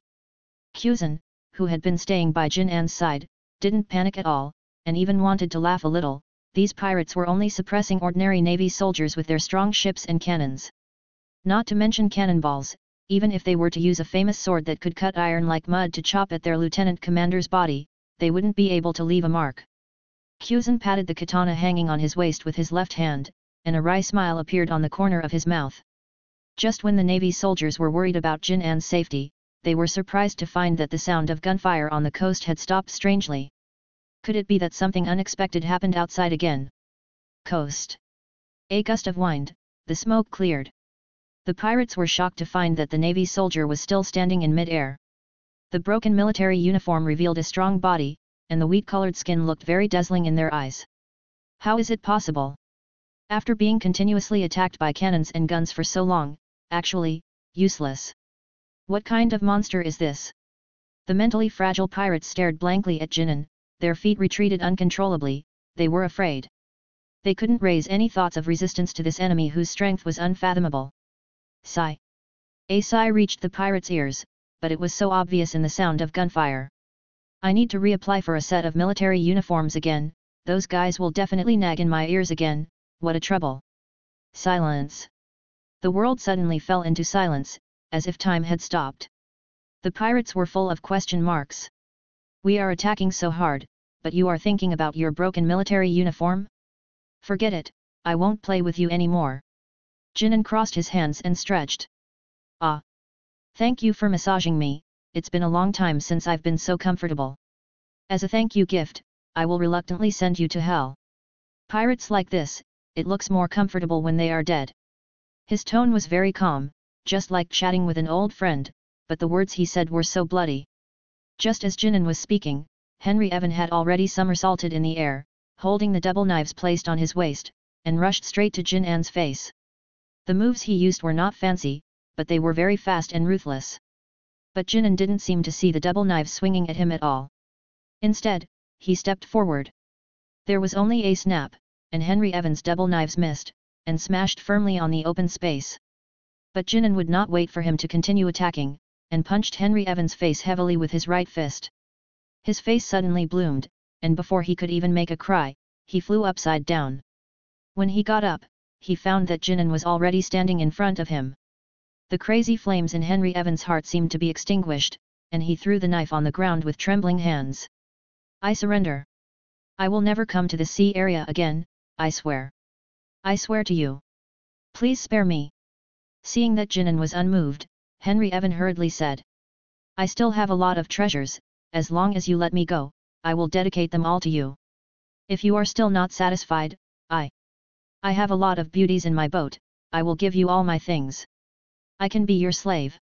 I still have value. The other pirates were also silent, as if they had resigned themselves to fate. Jinan silently watched the pirate's performance, a little curious about what was in this person's head. Why did he think these things could attract him? Seeing that Jinan did not refute, and seemed to be moved, Henry Evan felt a little disdain in his heart. Sure enough, these navy soldiers are no different from pirates, they are equally greedy. He raised his hands above his head, and leaned forward cautiously, looking as if he had completely given up resistance. Chapter 11. For pirates, treasure can be even more important than life. Head lowered, Henry Evan swiftly pulled out a short knife from his chest.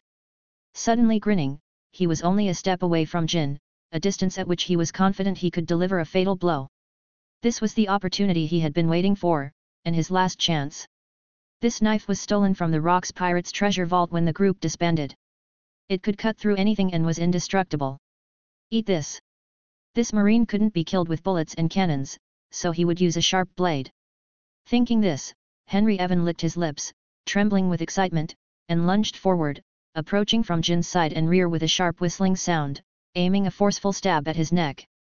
But in the next second, he was stunned to find that the feedback from his full-strength strike was like hitting a steel plate, stopping at the skin without being able to penetrate further. Oh, I gave you a chance, but you're just useless. Jin shook his head. He had deliberately exposed such a big opening, wanting to see if this person could injure him, but no surprise occurred. Buzzing. The short knife stopped at Jin's neck, constantly vibrating, unable to go any further. Forget it, I'm not playing with you anymore. Jin turned around, grabbed the blade of the short knife, and pulled it out forcefully. In the next moment, the short knife flipped up and down in Jin's hand, as light as playing with a wooden sword. This is how you use a knife. In Henry Evan's horrified gaze, the short knife gently sliced through the air. Centered on Jin, all the pirates in his sight were instantly decapitated. Fresh blood gurgled out, the pirates' expressions still frozen in their final moments, their heads rolling onto the ground. In a short while, the scarlet blood instantly changed the color of the earth. Don't make that expression. I still prefer your initial unruly look. Henry Evan gritted his teeth still clattering non-stop, and suddenly roared, you clearly had the strength to kill us from the beginning. He was given hope, but then that hope was ruthlessly crushed. Jin smiled slightly and stabbed the knife into Henry Evan's head. In the next life, remember to be a good person. No, with all the evil you've done, it's better for you to be livestock in the next life. With Henry Evan's death, the entire battlefield fell silent. The wind is quite noisy today. Listen, there hasn't been any sound from the coast for a long time. Did Major win? Probably, there's no shouting or killing from the pirates at all. People gathered together discussing, the Marines remained silent, highly focused, paying attention to the surrounding sounds. Tap, tap, tap. The sound of leather shoes stepping on the road grew closer and closer. Yo, is everyone all right? Bare-chested, revealing a tanned complexion, his strong muscles showed beautiful lines under the sunlight. Hiss.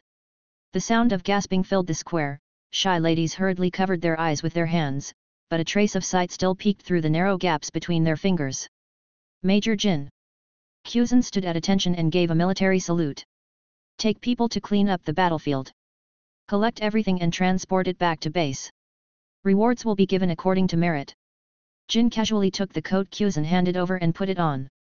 It was broad daylight, why did he feel a little cold? He was fine just now. That's much better. He took the tea handed over by a marine and took a beautiful sip. You all go and get busy, don't worry about me. He didn't like being stared at all the time, feeling like he was a monkey. So, he simply closed his eyes and pretended to sleep. Some time passed. Kuzan walked over with his hand on his sword, his shoes stained with a little red. Major, it has been confirmed that all the pirates were killed with a single blow, no survivors. Jin opened his eyes and nodded slightly. He knew what he had done. There were no devil fruit users among these pirates, just small-time crooks, easily dealt with. Understood, I will write it in the report. Zoan took out his notebook and completed the action log. When dealing with devil fruit users, the Marines would avoid directly killing them, instead choosing to capture them alive and send them to Impel Down for strict surveillance, to prevent the devil fruit from falling into other hands. Our army and the civilians suffered 0 casualties in this operation. Zoan paused and continued, all the pirates were executed, a total of 502 pirates. All corpses have been cremated. This was the Marines' standard procedure for handling corpses. If a large number of corpses were buried or discarded at will, it would easily spread disease, and would also pollute water sources after rain. There are 22 women imprisoned in the ship's cabin, all of whom have been rescued and placed on the warship. Their families will be contacted after returning to the branch. Jin nodded, you can arrange these things. Be sure to take good care of them. Zoan hesitated, if some people don't have any family, what should we do? Jin thought for a moment, then asked those people what they want first. If there is really no other way, we can arrange some work within their ability for those in need in the Sorbet Kingdom. Next was the discussion of things that everyone loved to hear. This is simply a great harvest. The pirate ship has 5 million berries, 1,000 taels of gold, and 10 boxes of gems and jade. 650 guns, 50 cannons, and 1,050 various cold weapons. Jin nodded with satisfaction. The harvest was indeed good, which could be regarded as comforting his heart that had been hurt by the system. Ding! Mission completed, rewards are being distributed. Points plus 2,000 training time plus 1 hour. Please keep up the good work, marry a rich and beautiful woman as soon as possible, and reach the peak of your life. Peak your lollipop, you're embarrassed to show off with this little thing? Why don't you just give me a devil fruit or something? What can these 3 melons and 2 dates do? You want a devil fruit just for killing a small fry? Then will you want to fly into the sky and stand shoulder to shoulder with the sun in the future? Hey, I have a bad temper. In these years, the system has become more and more improper. Friendly reminder, the mall has everything, as long as you spend points, you can pick and choose devil fruits as you like. Jin looked at the system store. Animal fruit commoner form, 100,000. Door fruit, 5 million. Dark fruit, 10 million. Jin rolled his eyes. It would be faster for him to search the world for these fruits than to exchange them in the mall. The more he looked, the more helpless he felt, so he simply shielded the system page. Major Jin, Lieutenant Zoan, the team is ready, may I ask if we should return? Return to base.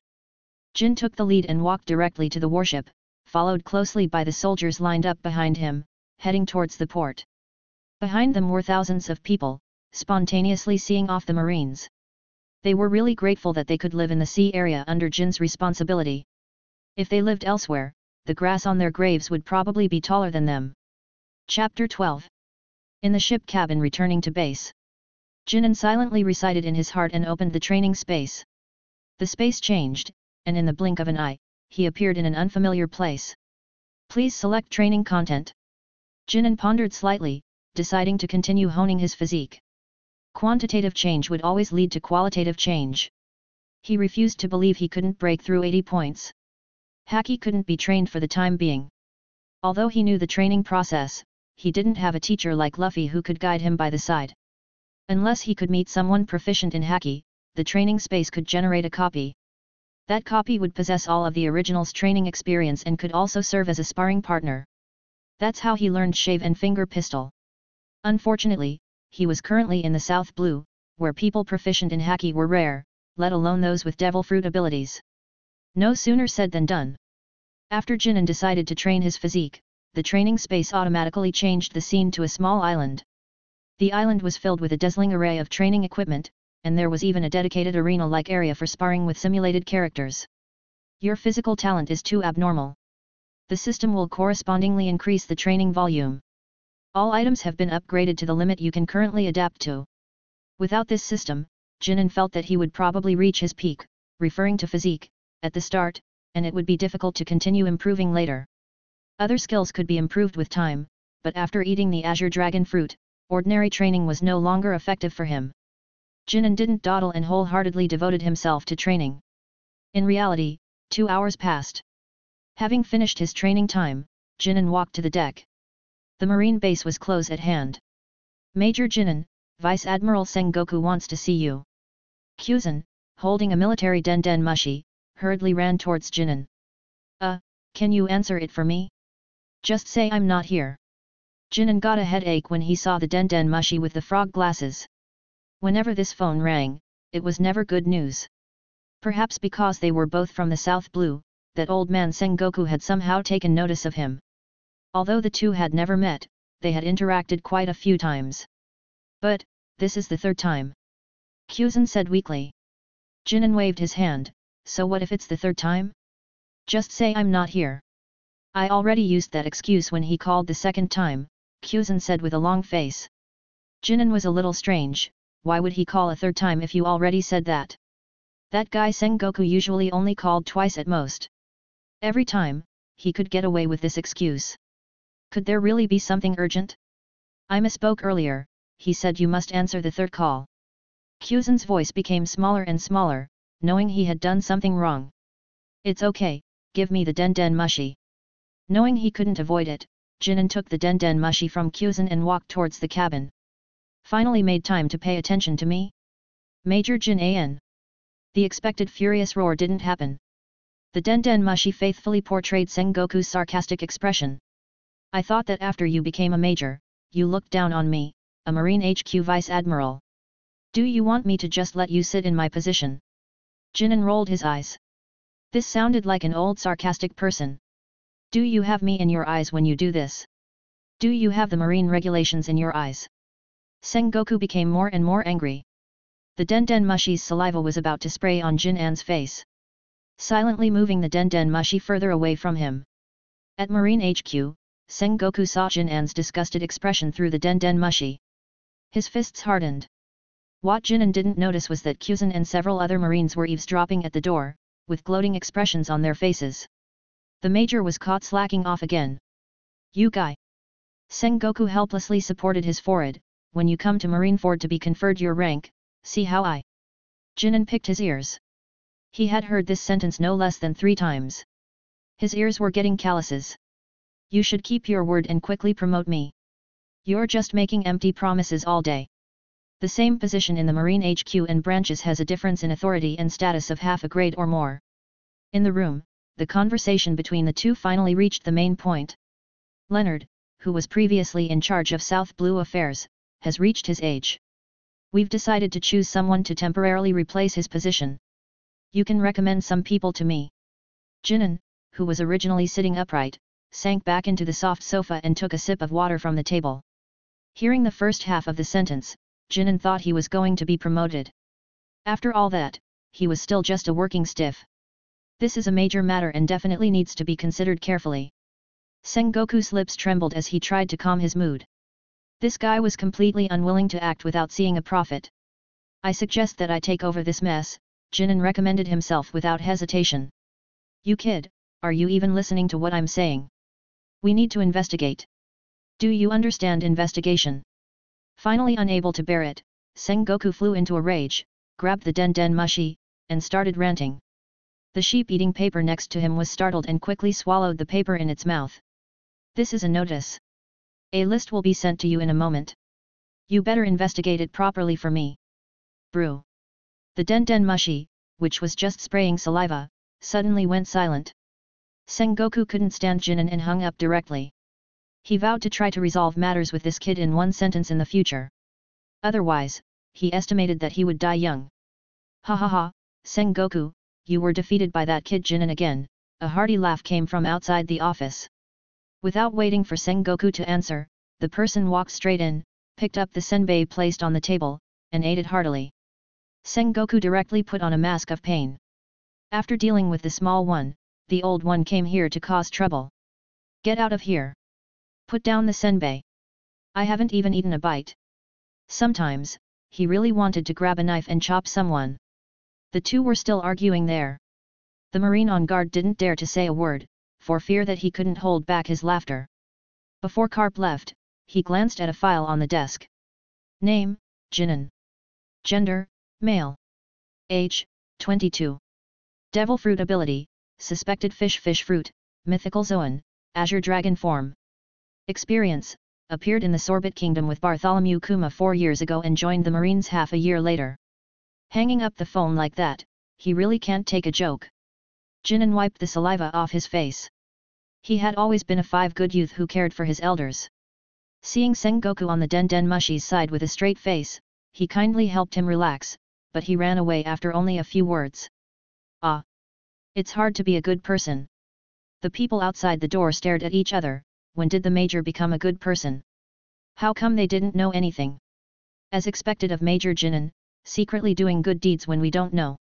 That's right, next time for the top 10 good people, I will definitely bring my wife and vote for Major Jinan. Kuzan silently moved a little further away from the others.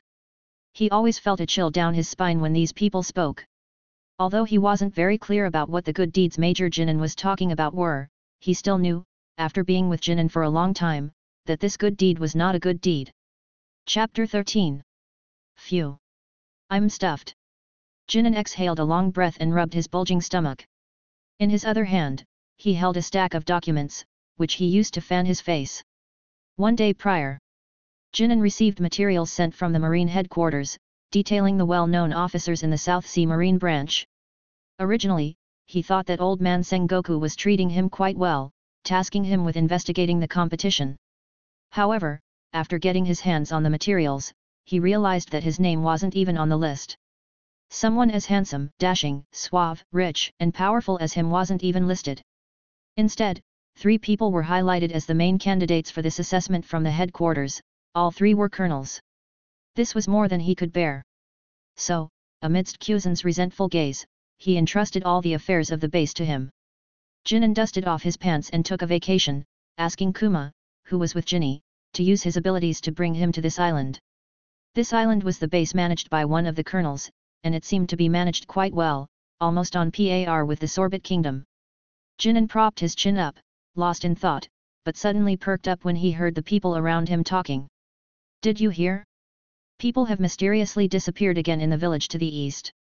After saying this, the person looked around, and after noticing nobody was paying attention, continued chatting with their friend. That thing? Someone was talking about it just now. SHHH.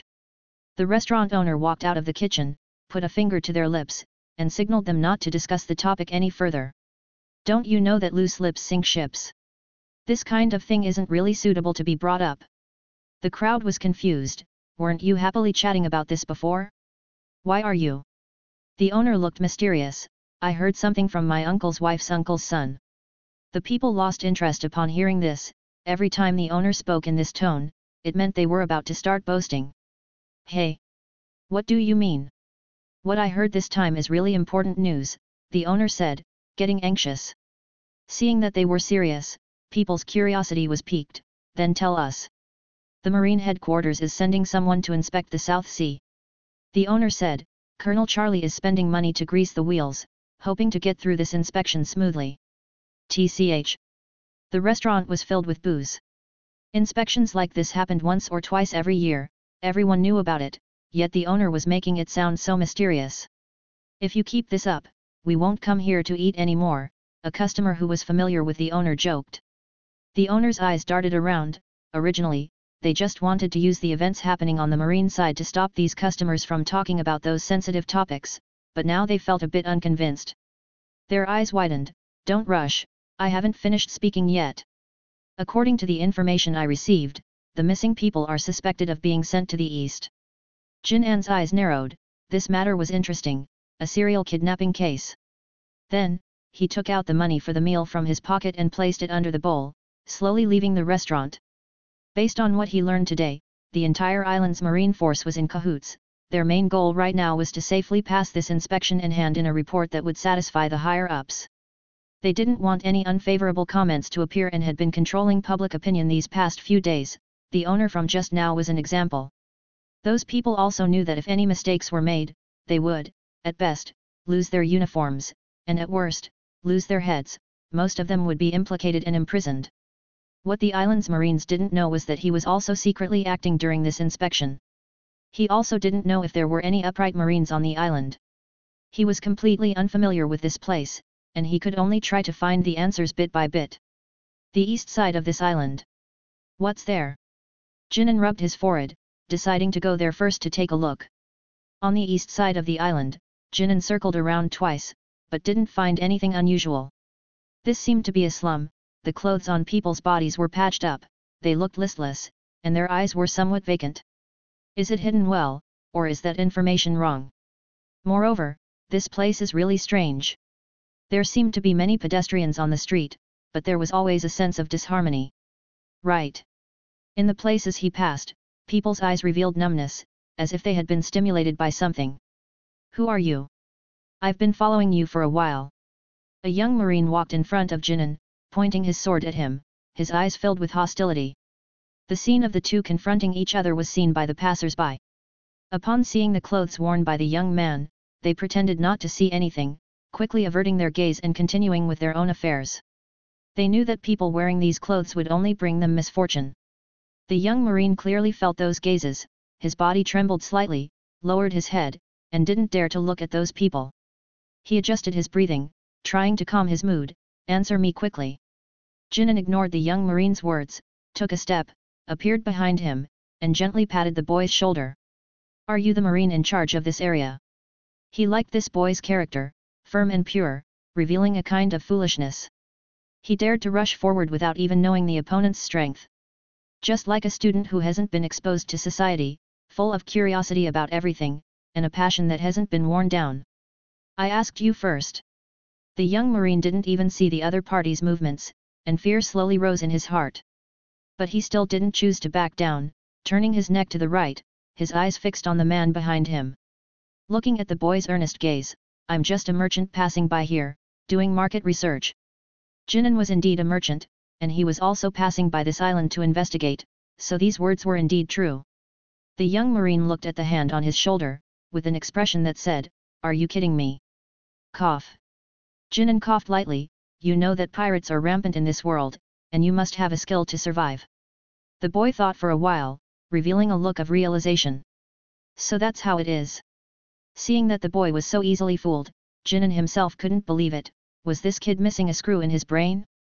All right, put the sword away first. The marine boy silently put the sword back into its scabbard, in front of someone with great force. Even holding a sword was useless. Jinan wanted to see what the boy looked like, but unfortunately, it was blocked by the military hat. What's your name? Fire Fist, the boy replied. Jinan was thoughtful. The future Vice Admiral Fire Fist? He was actually here in the South Sea. In that case, the South Sea was really full of talent, Sengoku, Kyuzen, and now Fire Fist. Fire Fist looked at Jinan in confusion. What was this person thinking about again? The world of adults was really difficult to understand. But the question Jinan asked next made his face change drastically. Where have the children of this place gone? Chapter 14. Hearing the question from Jinan, Hua Shaishan's entire body instantly stiffened. As if reminded of something painful, he yanked off his hat and clutched it tightly in his hand. Seeing the numb expressions on those people's faces, the shame on his face transformed into a raging fire. You're just a passerby, don't get involved in this. He said in a hoarse voice, not wanting anyone to wade into this mess. Jinan pointed towards the east. I guess all the answers are over there. He had been observing the expressions of the people around him and noticed that many of them were glancing towards the east, consciously or unconsciously. How do you know? Realizing he had misspoke, Hua Shaishan quickly stopped himself. However, this sentence proved that Jinan's guess was correct. Now, are you willing to tell me what happened on this island? Jinan asked. A hint of hesitation flashed in Hua Shaishan's eyes. Too many people were involved on this island. This person's participation wouldn't change anything, but instead would bring danger to this kind-hearted person. Are you a man or not? Stop dawdling. I'm not even afraid. What are you imagining here? Jinan sighed. He thought Hua Shaishan was being fussy like an old woman when he was young, but he also felt that the boy was kind-hearted. Hua Shaishan was really considering him as a merchant, afraid that he would provoke someone he couldn't afford to offend. The problem was, he wasn't just a simple merchant. If he didn't need to secretly investigate and collect evidence, he would have already taken his knife and charged towards the east. All right. Then I'll tell you everything I know. Since the person involved had said so, if he continued to hesitate, it would make him look like he was afraid. He put his hat back on, using it to cover his face, Follow me, it's in this area. The problem here was actually very simple, collusion between officials and merchants, plus collusion between officials, navy, and bandits, pirates. This island was completely eroded by powerful forces, and ordinary people could only resign themselves to fate, with no chance of resistance. Different forces had different demands on ordinary people. Some wanted power and achievements, some wanted money, and some chose to have it all. The navy, under the guise of pirates, burned, killed, and looted in the surrounding area, obtaining wealth.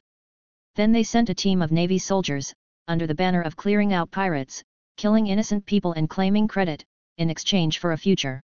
The pirates, with the protection of the navy, forcibly abducted children and sold them at high prices, making money. Merchants seized houses, traded arms, and marked up prices, making a fortune.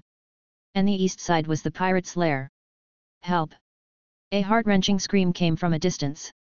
The eyes of the people around flickered, and then, as if they remembered something, they all covered their ears with hatred, not wanting to hear the screams anymore. Even though Hua Shaishan had seen this scene many times, his heart was still in pain. He couldn't blame these people who pretended to be deaf and mute.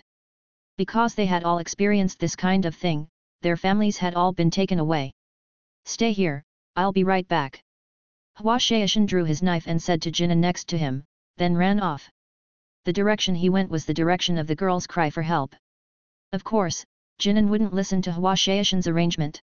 With a leap, he disappeared from the spot. At the girl's house, the wooden door was wide open. A group of pirates surrounded the low hut, making disgusting lewd laughter. Boss, hurry up and finish, the brothers also want to get some action, hee hee hee. Yeah, boss, this girl we found this time is pretty hot, I can hardly restrain myself. The leader cursed with a smile, stop rushing me, all you know is to rush, why doesn't anyone rush to do real work? You guys go out first, and after I'm done, you can come in. As he said that, he drove the group of people out, closed the door, and regardless of the girl's cries in the house, slapped her face. The girl was knocked down on the bed by the slap, her whole body was stunned, lying there blankly, even forgetting to cry, only tears kept flowing from the corners of her eyes. Don't know what's good for you.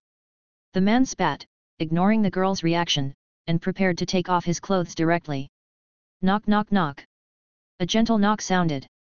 Knocking my ass, I haven't even taken off my pants yet. The man cursed, thinking that the guys under him wanted to rush in first, ignoring it and wanting to continue doing his own thing. Knock knock knock. Water meter check. A strange voice came to the man's ears. If you don't open the door, I'll have to go in myself. Jinan pushed open the closed wooden door, and the first thing that caught his eye was a disgusting red color. The room was dark without lights, the sun hadn't set yet, but the room was dimly lit. A girl was lying on the bed, and a naked man was looking at the doorway in surprise. A man with blood was lying beside the bed, his body was still twitching, and he would die if he wasn't saved. You hurt someone. The elegant smile on his face instantly turned cold and piercing. He had come as fast as he could, but he didn't expect to still be a little late. Hey? Why are these pirates lying on the ground? Hua Shaishan finally arrived outside the small house. The first thing he saw was the pirates lying outside the house. He was wondering, when Jin An's voice came from the house. Go find a doctor as fast as you can, and remember to be quick. Jin An directly left the pirate leader aside and went to stop the bleeding for the girl's father first. The wound wasn't deep, and the blood loss wasn't too great, so he could be saved. Hua Shaishan ran into the house and saw the mess all over the floor, and knew why he was asked to call a doctor. Roger, I'll go right away. He saw the figure of his superior in Jinan. No, this aura was many times stronger than his superior, making him choose to obey orders. After Jinan finished the first aid, he took off his coat, put it on the girl, and helped her tidy up her messy hair. Don't be afraid, I'm here. Sir, I don't know what I did wrong to make you want to kill me, I will definitely change. The pirate leader prostrated himself on the ground, his body trembling uncontrollably. The brothers outside the house died without making a sound, making him sweat profusely, thinking that he had offended this man in front of him at some point. No need to apologize to me. Die for me, Jinan glanced at him with disgust. The pirate leader looked at Jinan in confusion, not knowing what he meant. Jinan took out a den mushi and asked, did you come from the east? The man nodded, Yes, we are all under the command of Lord Bellum, responsible for collecting some supplies here. Alas! As expected, all crows are black. Pirates don't produce anything, they are greedy for pleasure, their mouths are full of freedom, their mouths are full of affection, they hold banquets when they are happy, and they hold banquets when they are sad. Most people only see the pirates' enjoyment and freedom, drifting on the sea, living a life of luxury. But they don't know how many people are robbed by them, and how many people are ruined by them. This is the sorrow of an era, and also the sorrow of the people living in this world. Recording everything with the Den Den Mushi as evidence, Jinan kicked the man's head to pieces. Chapter 15. You executioner! Murderer! You'll be punished! Don't kill me! Someone, save me! Chaotic and noisy voices echoed in Jin's ears. Meanwhile, Fire Mountain followed beside Jin, looking utterly bewildered. He had never experienced anything so thrilling in his life, he was actually following someone who didn't even carry a weapon, and they had charged into the pirate's lair with just the two of them. So noisy! Jinan slightly moved his lips, his indifferent voice pronouncing the pirate's death. With a creak, the tightly closed door was pushed open, and a man wielding a mace walked out. You've succeeded in making me angry. Beria, captain of the Crocodile Overlord Pirates, stared intently at Jinan. I am Captain Beria, with a bounty of 12 million berries. Beria's voice suddenly became low and, he slightly bent over, his head became narrow, and his eyes turned into golden vertical pupils, gleaming with cold light. His body suddenly swelled to twice its size, his height instantly stretching from over 2 meters, and scales covered his entire body as it changed, his arms turning into claws wrapped in scales. He transformed into a crocodile, mouth agape, revealing sharp fangs. A devil fruit user? No wonder he's capable of cooperating with the navy. Ha ha ha ha. A burst of wild laughter came from Beria's mouth. Offending me means your good luck has run out. I am a crocodile man who ate the crocodile fruit. His claws scratched across the cement floor, a sharp sound ringing out as the floor was cut open, leaving a neat gash. Although I can always find more subordinates, you have truly angered me. He pointed his claws at Jinan, roaring, I'm going to tear you to pieces, make you into mincemeat, and feed you to those damned commoners. You step back a little. Jinan grabbed Fire Mountain's collar and tossed him backward. Don't worry, neither of you will escape. Whoosh! Beria slapped his tail, and his entire body shot out instantly, the floor cracking inch by inch as it couldn't withstand the force. His gaping mouth appeared before Jinan in an instant. This speed was impossible for a normal person to react to, and if he were bitten, probably half his body would be gone. Bang! Just as the excitement in Beria's eyes was about to overflow, he felt a tremendous force slam into his scaled body. His body was like being hit by a ship, without the slightest pause, he was thrown far away. Jinan punched Morris into the air, then took a step, his figure abruptly chasing after him. Bang!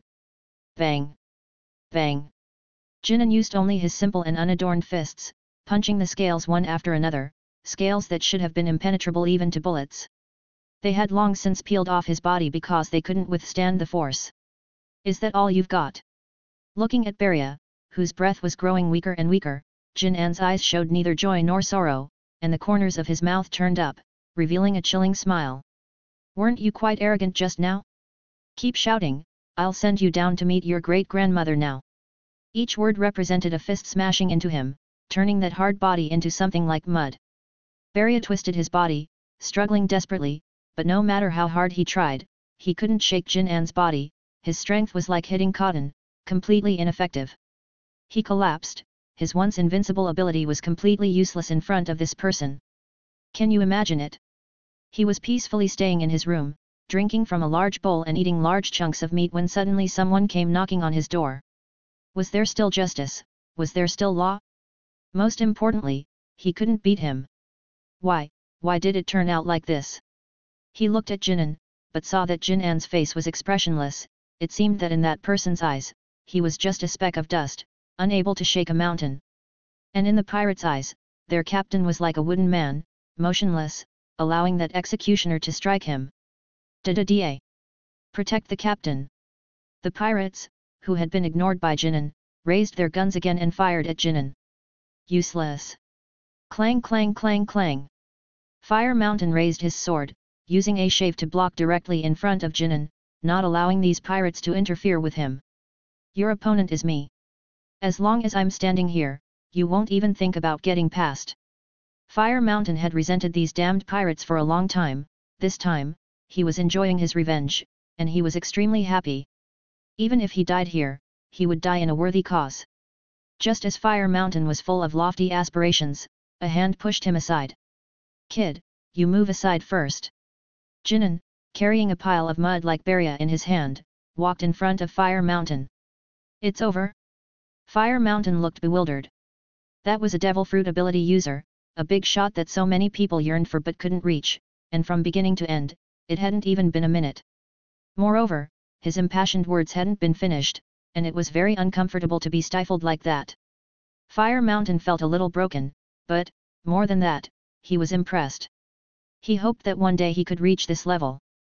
Alright, I'll say it one last time. This is the final warning. All pirates, you are surrounded. Put down your weapons, give up resistance, and anyone who disobeys will end up like this person. Saying that, Jinan threw the person in his hand in front of those people like throwing trash. These fools were easy to control, as long as their proud capital was destroyed, and a few decent words were said, these people would definitely give up resistance for their own lives. Just as he thought, the pirates, who had been in a mess, all threw their weapons on the ground after hearing what Jinan said, put their hands on their heads, and obediently squatted down. Seeing the pirates so obedient, Jinan stopped paying attention. I spared his life. Ability users are really troublesome. This troublesome refers to not being able to start too heavily, causing the ability user to die. A dead ability user and a living ability user are worlds apart when claiming the reward. Jinan looked at his blood-stained hands, feeling a little disgusted. He knew he shouldn't have used his fists. Fire Mountain, on this island, do you know any other Navy soldiers like you? Jinan didn't quite trust the Navy here, but looking at the dense pirates in front of him, he still chose to compromise. It was impossible for the good Navy on this island to be less than a handful. There were still many people being held captive here, and they also needed some manpower. Yes. Fire Mountain nodded, there are still some people in the Navy who are dissatisfied with these pirates. Jinan nodded, call the people you trust to clean up the mess. The Navy here had higher ranks than him, and he couldn't control them, he would let the people from headquarters handle it. He took the military den mushi from the lining of his clothes and dialed directly. Chapter 16. Hey? Jinan, what's the matter with you this time? A deep male voice came from the other end of the phone, sounding like he was in a bad mood. Garb. You're stealing my senbei again. You have so many senbei, what's wrong with sharing some with me? This stuff has a short shelf life, I'm doing it for your own good. An indistinct, sophistical voice came from the den mushi, accompanied by the crunching sound of chewing. Get out of here. Are you just taking a little? You've dug up my entire stash. Jinan also realized that his timing for the call was a bit off, and glanced at the people next to him. Fire Fist clenched his jaw, he recognized the identity of the person on the other end of the phone, Marine Headquarters Admiral Sengoku and Hero Garb. Was he finding out something he shouldn't know? The pirates had the same expression, their eyes darting around, and their bodies shrinking back, afraid of making a sound, incurring the wrath of a big shot, and being slapped to death. Cough. Jinan coughed dryly, cleared his throat, and signaled that the call hadn't been disconnected. What's the matter? The other end of the phone was quiet for a moment, then Sengoku's majestic voice continued. The things you told me to do, I've almost finished them, Jinan said directly. Sengoku was a little confused, what things? Admiral Sengoku, are you kidding me? You forgot the things you arranged yesterday today. Jinan said unhappily. He suspected that he was being played, and he had been working so actively and diligently. You're trying to make me happy again, aren't you? Do you think I don't know? From the Sorbet Kingdom, to the nearest person to you, it takes a day even by warship. Sengoku shook his head, feeling a little emotional. The young people of today were completely different from them back then. Back then he was taking every step steadily, never taking shortcuts. You guys tell him, I haven't finished it yet. Jinan was convinced, no one believed what he said these days. Where did the trust between people go? Under Jinan's eye signals, the pirates reluctantly said to the den mushi, their tone a little helpless. We are pirates, we were captured. Fire Fist covered his face, these people didn't say the main point at all. You're just catching a bunch of pirates to fool me. Sengoku's tone was unkind. Get out, get out, get out. Now, Jinan was becoming more and more displeased with these pirates. I came to the island belonging to the colonel who needed investigation, and found that the navy and pirates here colluded to oppress the civilians. As for how I got here, you should be very clear. Jinan never hid his relationship with Kuma, the people at Marine headquarters would know as soon as they investigated. Sengoku slapped his forehead, he was so busy arguing with Garp that he had completely forgotten about those things, in short, he was overwhelmed. Cough. Sengoku used a light cough to cover up his embarrassment. Wait, this kid is next to the pirates? Then the sound of him arguing with Garp just now. His lifelong reputation was now completely ruined, in the hands of two bastards. In short, you should send someone here to deal with these things first. Jinan continued, according to the evidence I currently have, the highest person in charge of this island is definitely the mastermind, as for the other islands, send someone to investigate it yourself. Jinan felt a little tired, wherever he went, people died, was it his problem, or was it the world's problem? Sometimes he really wanted to directly transform into an azure dragon, and a single breath could solve a problem. But no, he was a marine, he needed to be responsible for the civilians. Even if there was only one civilian in the pirate's lair, he would choose to personally find that person. All right, I'll send someone over there. Sengoku rubbed his brows, looking a little confused, why was the navy deviating from justice?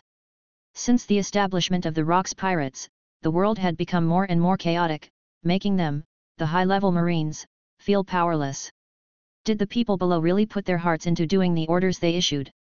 Looking at it this way, this little brat Jinan was doing a pretty good job in these things. From the assessment point of view, he was also a person who worked seriously. There was only one reason why he didn't want to give Jinan an important task. He was very likely to be someone who escaped from God Valley. There was no direct evidence to show Jinan's identity, there was no such person among the natives, and there was no such person on the slave list. Some people above didn't want this kind of unstable factor to enter the navy, so as to affect the balance of this world. Admiral Sengoku, I hope to take a vacation during this time, Jinan said. Sengoku's brow twitched, here it comes, that familiar feeling was coming again. He took a deep breath, forcibly suppressing the urge to curse. If he could, he really wanted to transfer Jinan to his side, then he could scold him when he was in a good mood, and he could scold him face to face when he was in a bad mood. That kind of life was exciting just thinking about it. Sengoku's tone was low, and his expression was solemn. The South Sea is in need of people right now, you can't leave. Moreover, this matter has not been finalized yet, you, the direct person in charge, must take responsibility. Jinan raised his eyebrows, wasn't Hing Sengoku to send someone to deal with it, why did he have to be at the forefront? He chose to come to the pirates first because the pirates were easy to deal with, and there must be direct evidence here to prove the crimes committed by the navy here. If he went directly to the navy to investigate, he would definitely encounter various accidents. Anyone who could climb to the highest official in a region, no one would believe it if they didn't have some skills. I understand what you said, Admiral Sengoku. But I, a small lieutenant commander, really can't help much, and will only drag down those big shots. I think it's better to just quit. What Jinan said was also true, if he was really responsible for this matter, he wouldn't care what the identities of those who did bad things were, whether they were nobles, marines, or civilians, as long as they did something wrong, he would punish them. Sengoku pondered for a while, carefully thinking about what Jinan said. With Jinan's character, he was really not suitable for doing this kind of thing. He still remembered that the first time he talked to Jinan was because this little guy single-handedly wiped out a 1,000-man pirate crew. In order to show respect for the genius, he was assigned by Fleet Admiral Kong to contact Jinan. He still remembered what this young man said at the time, since I came to this world, I have never done anything that goes against my beliefs and makes me regret, and I will never do it in the future. Just as Sengoku was lost in memories, a discordant voice came from the Den Mushi. Of course, if you give me a colonel to be, maybe, I'll agree to your request. Jinan wanted to fight for it again, he must climb to the highest point, so that no one would control him. Colonel was a threshold, he had been a lieutenant commander for a year, and was still. The beautiful memories were mercilessly shattered, get out of here. Okay. Jinan decisively cut off the connection of the Den Mushi, put the den mushi in his pocket, and the corners of his mouth raised slightly. The promotion was stable. Marine Headquarters. Sengoku hung up the phone, and the anger on his face quickly subsided. Garp, go to the South Sea. Take the letter of appointment with you. Chapter 17. Naval Base Headquarters. Seriously. I told them to lay low recently. At a time like this, they're still making trouble for me. Kurano sat in a soft leather chair, a cigar in his hand, facing the window, overlooking his territory. I'm very sorry, Colonel Kurano. A Navy soldier stood at attention in front of the desk, saluting. We are investigating those who are spreading rumors everywhere. Controlling public opinion was a common tactic for them. As long as everyone said the island was peaceful and tranquil, those who came to inspect wouldn't investigate too deeply. When those people left, they'd give them some money as a token of appreciation. Both sides would benefit, and no one would offend anyone. In the end, a world where only civilians get hurt is achieved. But, don't you think the attitude of the townspeople has changed slightly recently? He crossed his legs, smoking his cigar, and glanced casually at the Navy soldier in front of the desk. Yes. Sweat beaded on the Navy soldier's forehead. There has indeed been more contact between the townspeople recently. Because the townspeople are trying to raise money. No. That's not the main reason. Kurano shook his head gently. It's that they don't respect me enough. The Navy soldier's forehead dripped with cold sweat. He stood there, not daring to breathe, let alone move. You guys really know how to find trouble for me, Kurano said, shaking his head with dissatisfaction. Speaking of which, has a rat come to my territory? Recently, he had been monitoring the port closely, but he didn't expect someone to still sneak in. You should have killed that person already, right? The Navy soldier looked surprised. That's not good, Colonel. That person shouldn't deserve to die. You can't do it. Are you new here? Kurano stood up. Let me tell you, I'm the boss here. In that case, who gave you the courage to talk back to me? I told you to kill him, so go kill him. Why so much nonsense? He drew the large knife displayed on the desk and swung it down, cutting the Navy soldier to the ground. Someone, drag him out of here, so he doesn't offend my eyes. Kurano took out a tissue, wiped the blood off the knife, and threw the paper on the ground at random. Power is the most wonderful thing in this world, intoxicating people to the point of being unable to extricate themselves, allowing people to do whatever they want. Excuse me, sorry to interrupt. Seeing the person in front of him so intoxicated, Jinan was a little reluctant to disturb him. After all, this might be the last time this person exercised his power. Do you know what it means to interrupt me? Kurano raised his large knife. Jinan thought for a while and replied, it means I'm interrupting you. Has anyone ever told you, you're a very irritating person? As if he was too excited, the muscles on his face twitched, and the flames of anger in his heart destroyed everything. I advise you not to act rashly, Jinan said without panic, even wanting to laugh. Why does this person look like a gorilla when he gets angry? He's quite quiet. If it were someone else, they would have jumped up and down, vowing to fight to the death. I'm a Navy colonel, and I won't act impulsively no matter what happens, Kurano said with some pride. Then let's talk about what happened between you and the pirates, Jinan said, interested, as it was the first time he had encountered such a communicative criminal. Me? Pirates? Kurano didn't react for a moment. That's right, you and those pirates on the east side of the island, Jinan nodded affirmatively.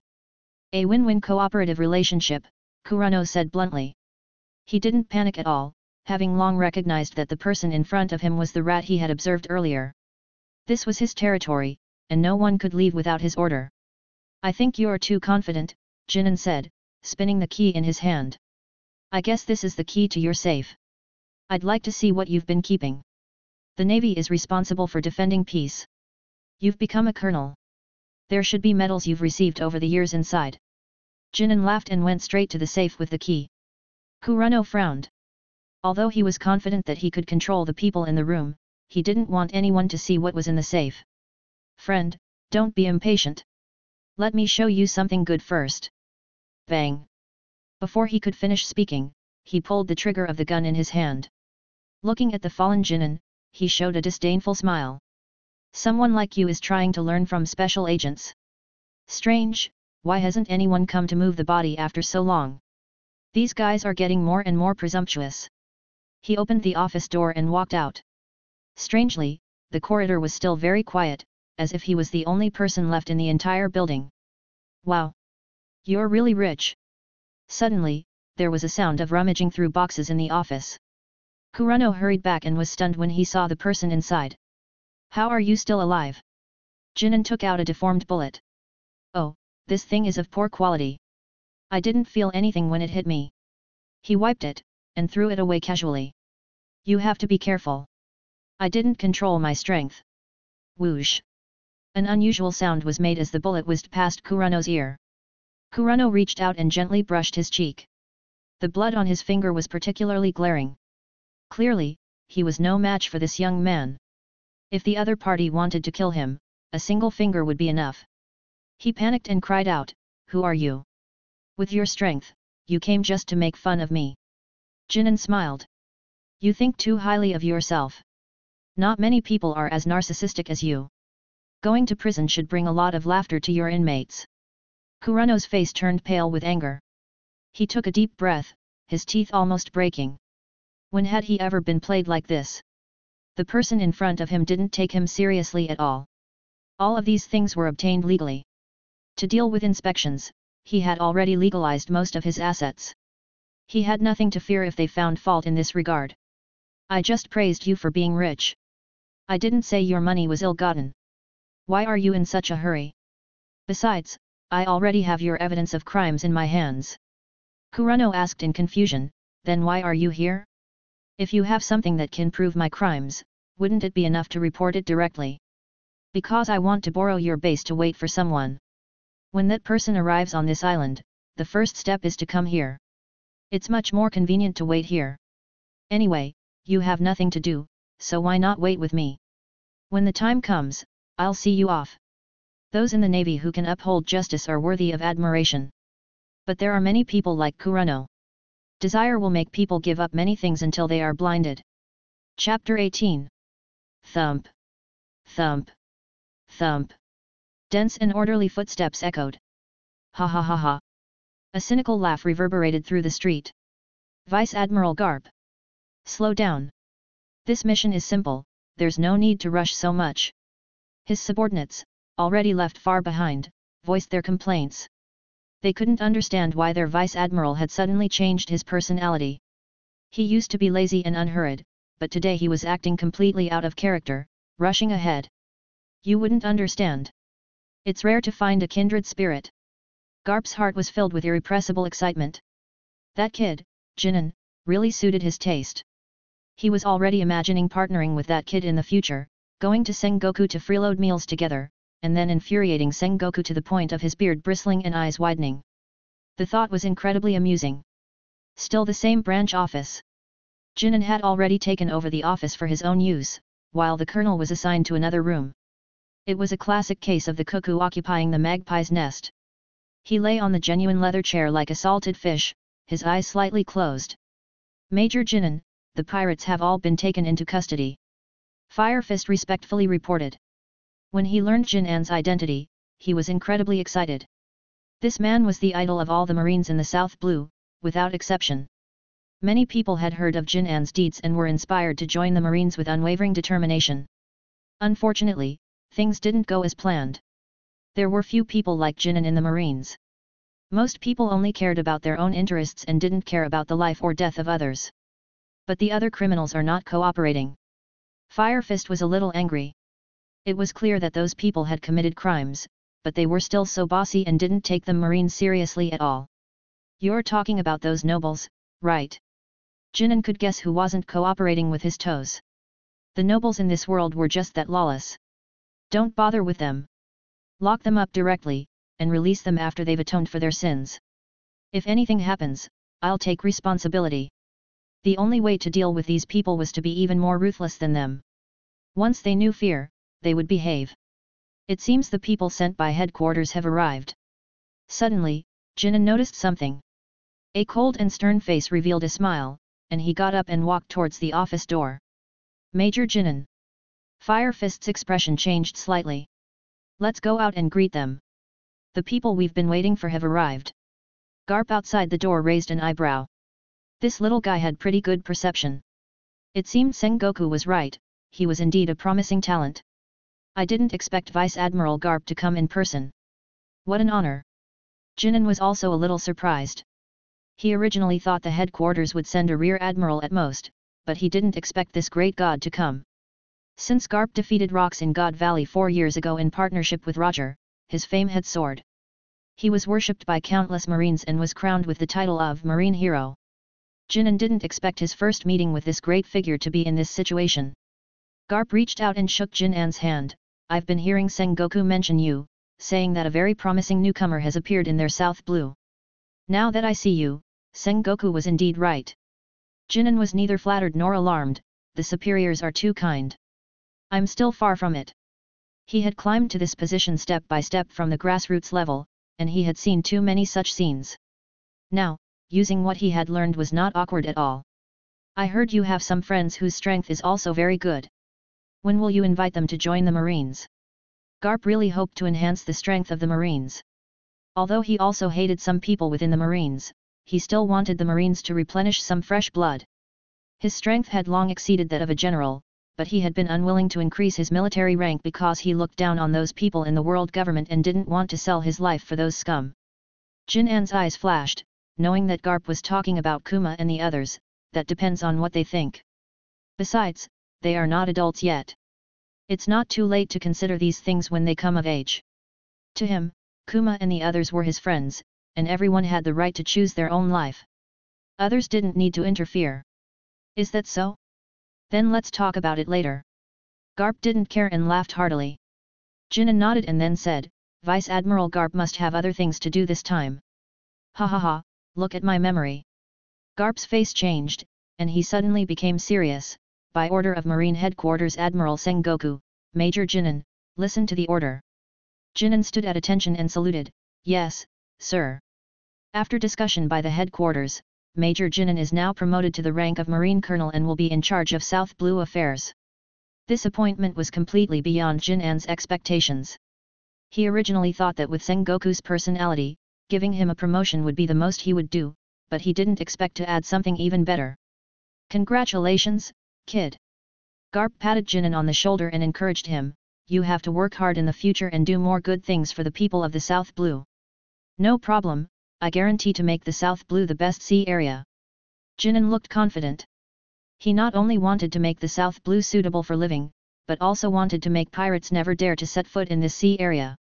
With this appointment, he could finally open schools all over the South Blue, so that the younger children would have something to do, so they wouldn't just think about going to sea all day. Let them feel the fear of being dominated by learning. Jinan was someone who had been rained on, so he chose to tear down the roof.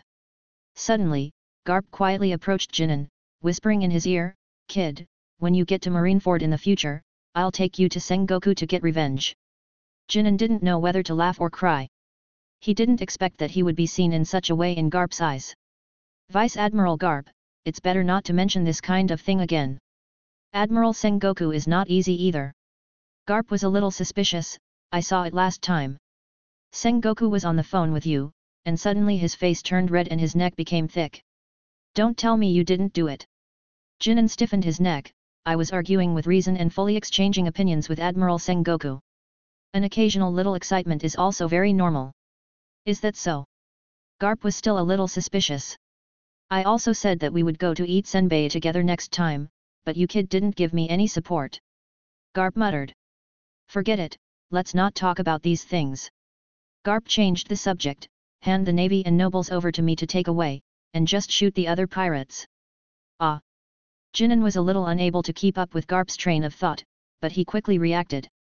He turned to Fire Fist and said, go and divide those people into 3 parts, and then let Vice Admiral Garp take them away. Roger. Fire Fist, who was sitting on pins and needles, was greatly relieved after hearing the order. He quickly left this place, wiping a handful of cold sweat when he left. Vice Admiral Garp's tigerish words were too scary. Okay, then I'll go and walk around the island first. I'll contact you by Den Mushi later. He had always been a restless person, and staying in the office would bore him to death. Ding! Congratulations to the host for triggering a special mission. Hey? Jinan was shocked. This was the first time he had encountered this situation. Have a sparring match with Garp and try to make him use half of his power. Reward, Training Space Garp Model, strength depends on the power Garp uses that the host makes him use. Training Space Usage Time? Issued according to mission completion. Additional reward, Armament Haki, Observation Haki Awakening. Chapter 19. Did you guys hear? Lieutenant Commander Jin An. Oh no, Colonel Jinan issued a dual invitation to Vice Admiral Garp. People challenge Vice Admiral Garp all the time, what's so surprising about that? Wait. Colonel Jinan initiated it. That's strange, I don't think I've ever heard of Colonel Jinan actively challenging someone. Have you guys ever considered that it's because there's no opponent in the South Sea worthy of Colonel Jinan initiating a challenge? Hiss, now that you mention it, it seems like that's really the case. In that case, we can't miss this match. Let's go see it together. The entire marine base was filled with cheers. The mountain weighing down on them had finally been moved, and coupled with the fact that they hadn't encountered such an interesting event in a long time, everyone wanted to join in on the fun. Garp cracked his knuckles, his fist of love was going to make an appearance again today. He said to Jinan, who was doing warm-up exercises opposite him. My fists hit pretty hard, are you mentally prepared for that? Garp laughed heartily. He had defeated countless opponents with those iron fists, and it was also thanks to those iron fists that he earned the title of hero. He had his own pride. Every time he had taken action so far, it had been against powerful enemies. Ordinary people weren't even worth his time. Thank you, Vice Admiral Garp, for giving me this opportunity to exchange blows. Even without a system mission, Jinan really wanted to test himself against Garp. The opportunity to exchange blows with the world's top experts was something many people couldn't get even if they begged for it. Jinan directly drew his wild goose blade. He didn't dare to be careless in front of Garp. Even Garp, who didn't use swords, had his eyes light up when he saw the sword in Jinan's hand. That's a nice sword you have. After saying that, he directly took off all of his upper body clothing, revealing a strong physique. I heard that Vice Admiral Garp hasn't eaten a devil fruit. Not only Marines were watching this match, but also some well-informed people from the town came over. That's right, everyone in the Navy knows about this. Vice Admiral Garp is very strong. The surrounding Marines responded enthusiastically. I want to be a Marine when I grow up. Some of the younger children looked yearningly. Although they didn't know who the two people in the arena were, they longed to protect the people around them and be noticed by others. The Marines next to them puffed out their chests with pride upon hearing this. What they were proud of wasn't their identity as Marines, but that the Marines were recognized by others. Even today, pirates were still the goal of most children in this world. But now, because of that man, the Marines were also seen as a goal by some children, and it was believed that there would be more in the future. Compared to Garp, who came from the East Blue, the people of the South Blue were more familiar with Jinan. In the past 3 years, that man had participated in and organized the Navy, eliminating more than 20 large and small pirate groups. In every battle, he took the lead and charged at the forefront of attacking pirates. His courageous fighting style allowed him to receive attention from the Navy headquarters in just a few years. From this, it could be seen that his potential was no less than that of his predecessors, such as Sengoku and Zephyr. Shave. Jinan darted out like a meteor, picked up the long sword in his hand, and went straight to Garp. The fight has begun. Someone exclaimed. Garp spread his arms like an eagle, and at the same time, raised his fist and rushed towards Jinan at lightning speed. Under the sunlight, his fist seemed to be covered with a layer of light. Without dodging or avoiding, he directly went head-to-head with the long sword. Everyone felt a gust of wind coming, and their bodies couldn't help but sway. The venue was spacious enough for them to move around in. After scoring a hit, Garp didn't let it go. He raised his fist and continued to bombard Jinan. Faced with Garp's fist wind, Jinan not only didn't retreat, but instead took a step forward in the stunned gazes of everyone. He held the sword in his right hand and quickly blocked the fist, and slapped with his left hand, actually dissolving all of Garp's attacks. Good kid, well done, Garp praised. Just as Jinan had dissolved this attack, Garp's figure suddenly moved, shifting his body backward, then clenched his fists, and suddenly smashed them towards Jinan's face. Garp used his pair of fists with great skill, with layers of fist shadows. The momentum made people afraid to fight him. At the same time, his body, enhanced by the azure dragon fruit, was exceptionally resistant to blows, and he fearlessly leaped forward. However, the gap between the strengths of the two sides was too great, and Jinan was still unable to contend with Garp's fist force. After taking a punch head-on, Jinan flew backward, using his sword to stab into the ground to dissolve the enormous force. Hoo!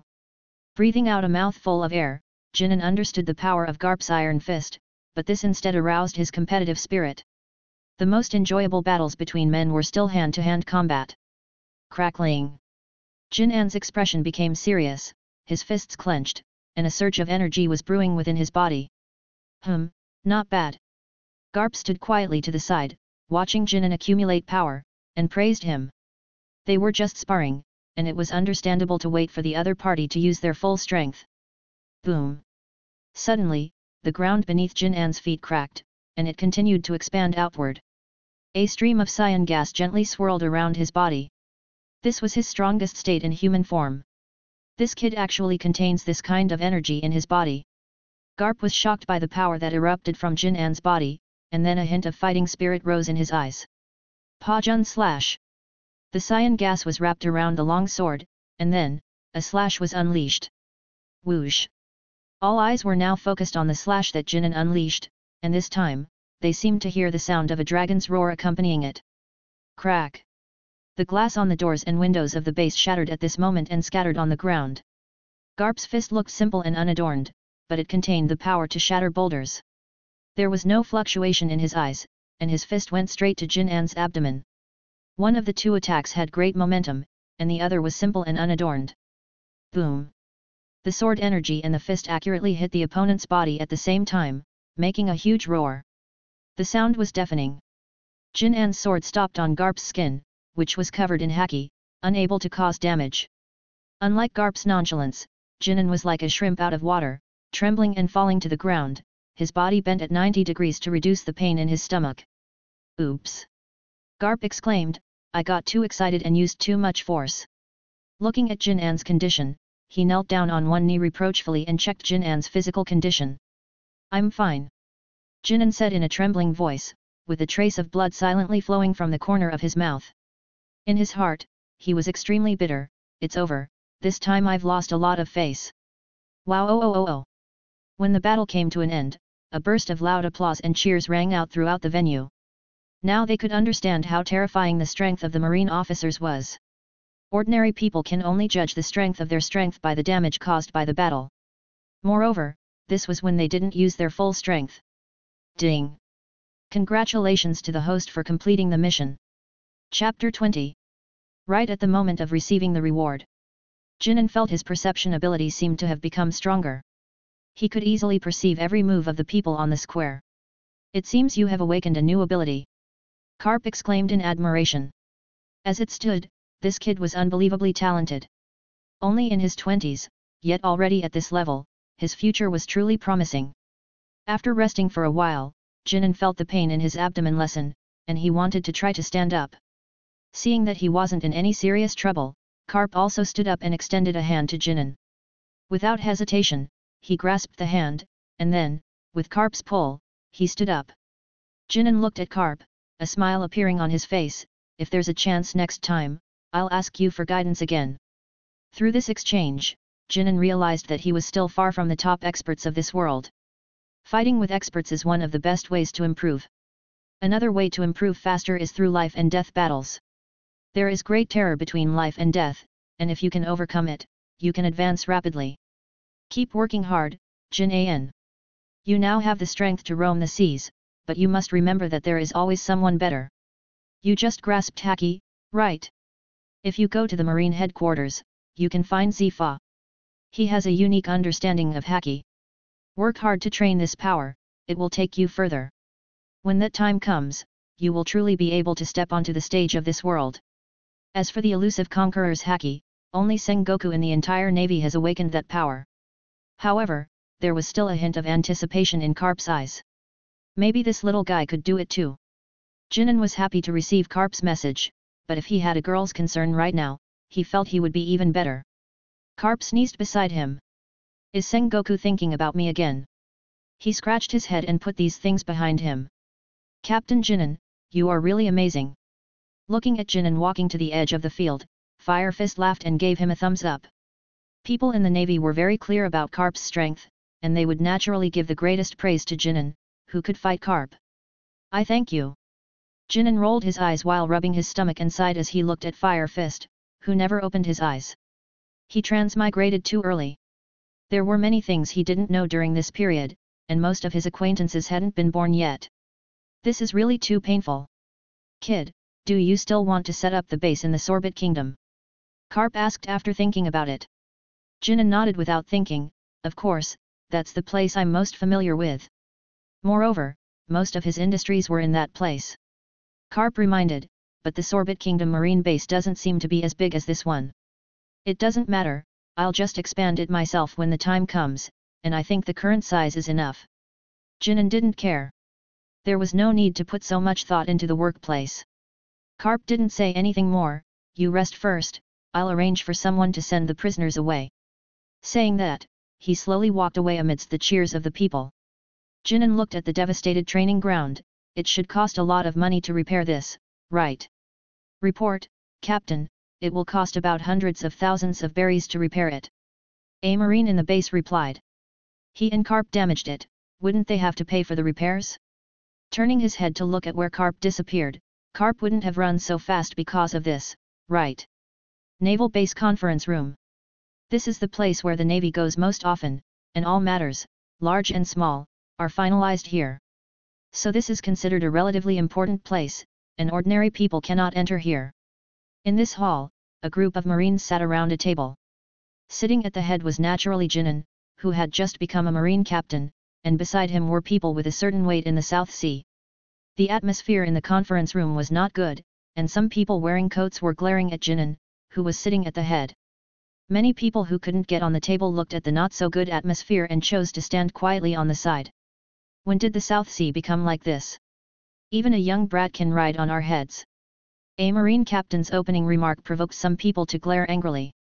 Jinan waved his hand to his subordinates, isn't whether you will be ridden on determined by everyone sitting here. Hearing Jinan's words, those people became even more angry, their hands pointing at Jinan trembling constantly, but they were unable to refute. I can sit here because I have the ability and strength. Jinan's eyes swept across the officers below.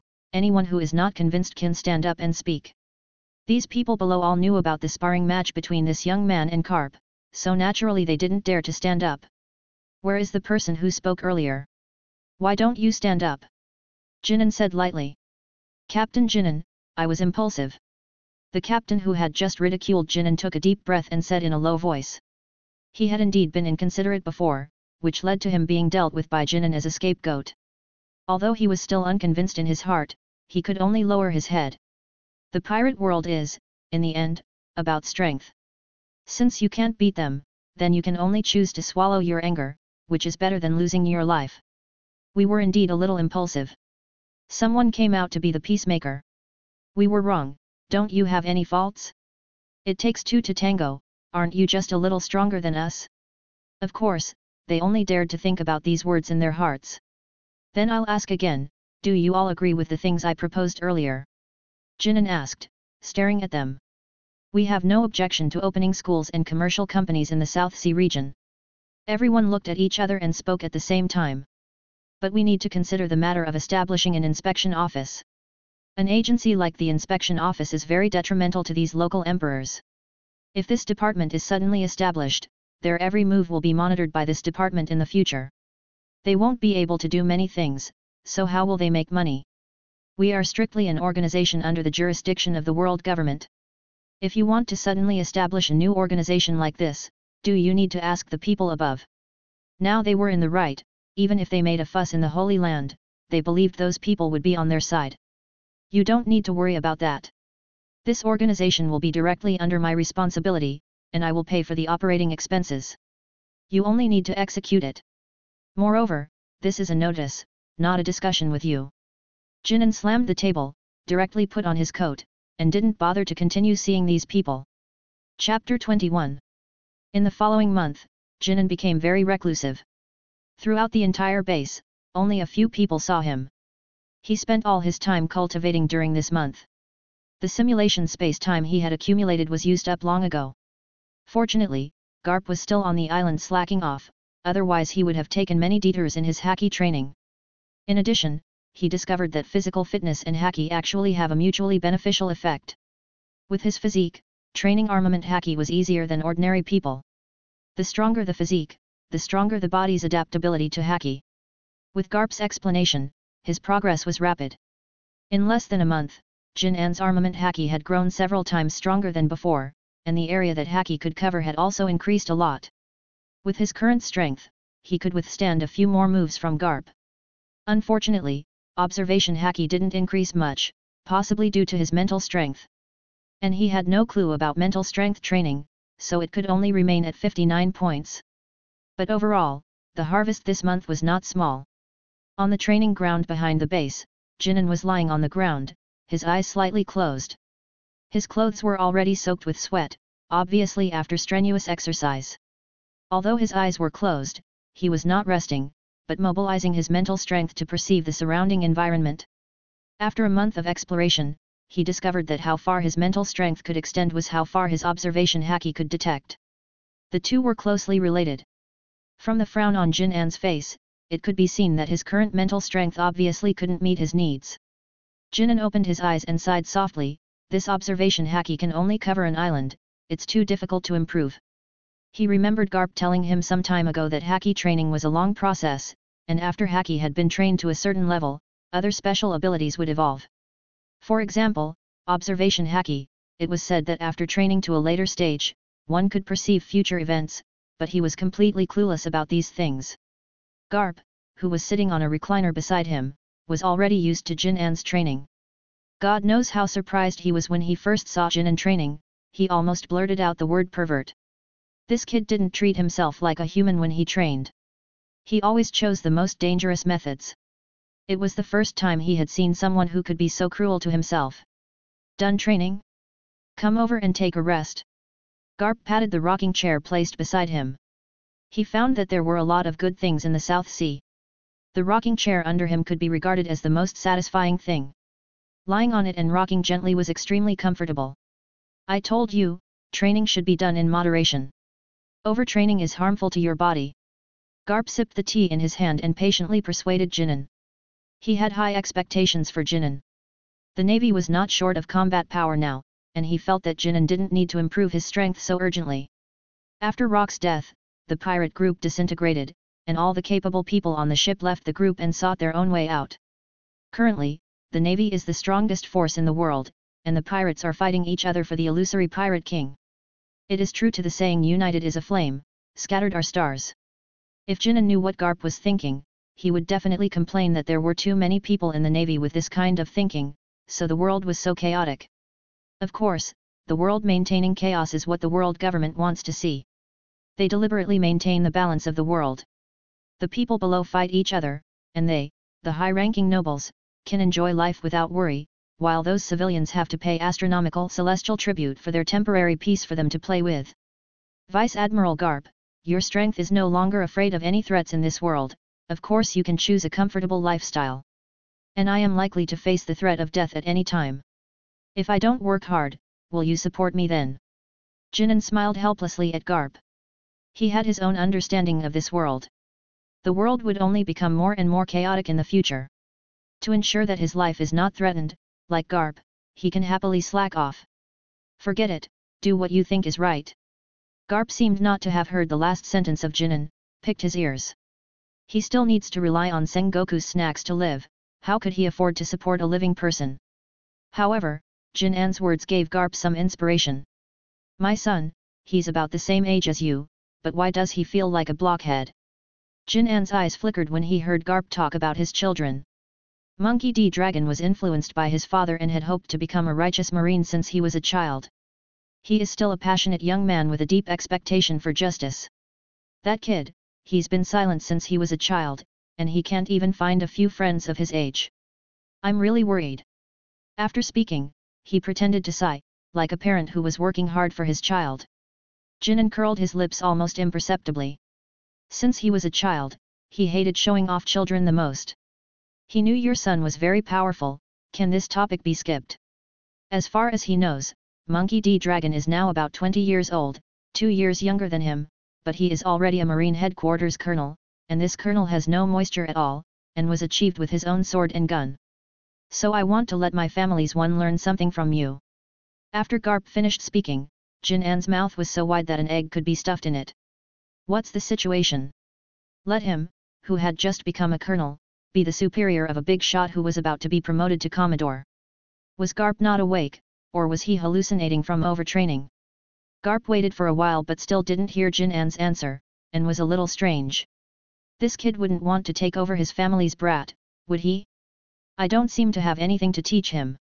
Jinan replied uncertainly. You don't have to worry about these things.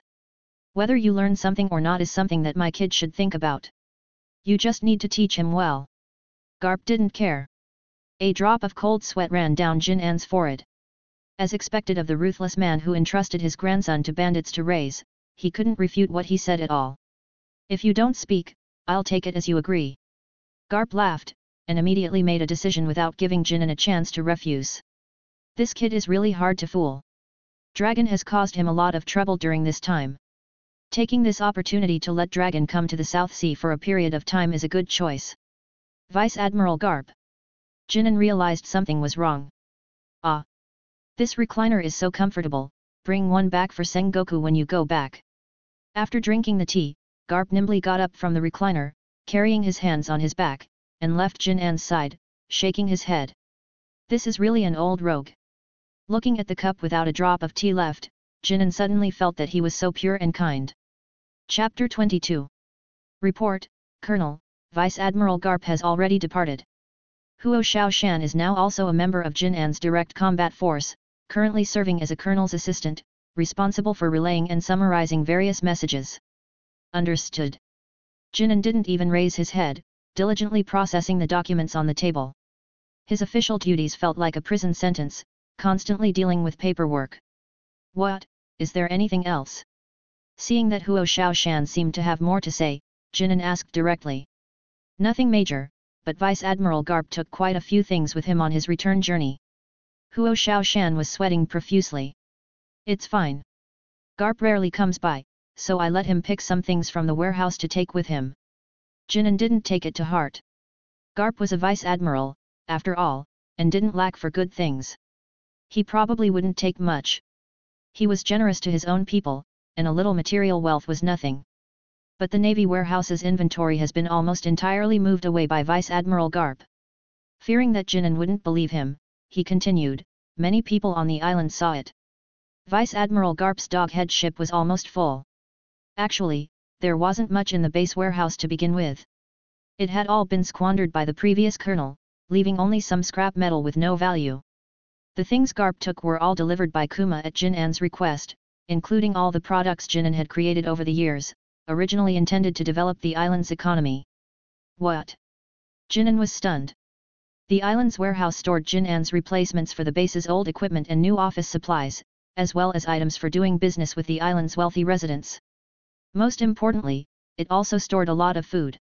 The other things are fine, only about 10 of each item are missing, but almost all the food has been moved. Huo Xiaoshan was full of incomprehension. He could understand taking away the new tables and chairs, as they were indeed useful, but what was with taking the food as well? They, the Navy, needed to eat. If the warehouse was empty, they would have to eat in town. Jinan covered his face.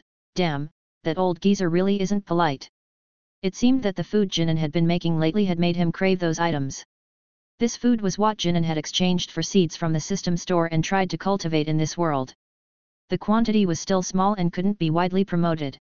Forget it, I'll ask someone to send another batch over later. A warehouse was nothing to Jinan, just a drop in the bucket. It would just be a bit of trouble for Kuma, as it would be quite a hassle for him to transport so much stuff. Hearing that the food problem had been solved, Huo Xiaoshan was overjoyed. Not only did Garp like the food, but the soldiers liked it too. The entire base seemed to have turned into foodies, thinking about what dishes would be in the cafeteria after work. Oh, right, Huo Xiaoshan, is the ship for me to return to the Sorbet Kingdom ready? Under his governance during this period, the island had completely returned to order and was even more lively than before. There was no need for him to stay here any longer. Huo Xiaoshan replied, Colonel, the ship for you to leave the island is ready and can depart at any time. How about it, do you want to come with me? Jinan valued this talent. Although Huo Xiaoshan was still weak, Jinan valued his character. Someone who would stand up when people were suffering was qualified to join his team. Hearing Jinan's words, Huo Xiaoshan's face lit up with joy, I'm willing. Jinan was silent for a moment, then nodded slightly, no need to be so excited. Pack your things, and I'll take you with me when the time comes. Yes, sir. I'll go prepare immediately. Huo Xiaoshan ran off like the wind, unable to suppress his excitement. Young people these days are so impetuous. Jinan laughed. Obviously, he had forgotten that he was only 22 years old. Sorbet Kingdom. Brother Kuma, why hasn't my brother returned yet? Shanks was uneasy, afraid that Jinan had encountered danger. He said he'd be back soon when he left, but it's been over a month. He sniffled with some grievance. He had never been away from Jinan for so long before. Although Kuma and Jinny were with him, he was still very uncomfortable. Little Shanks, don't worry.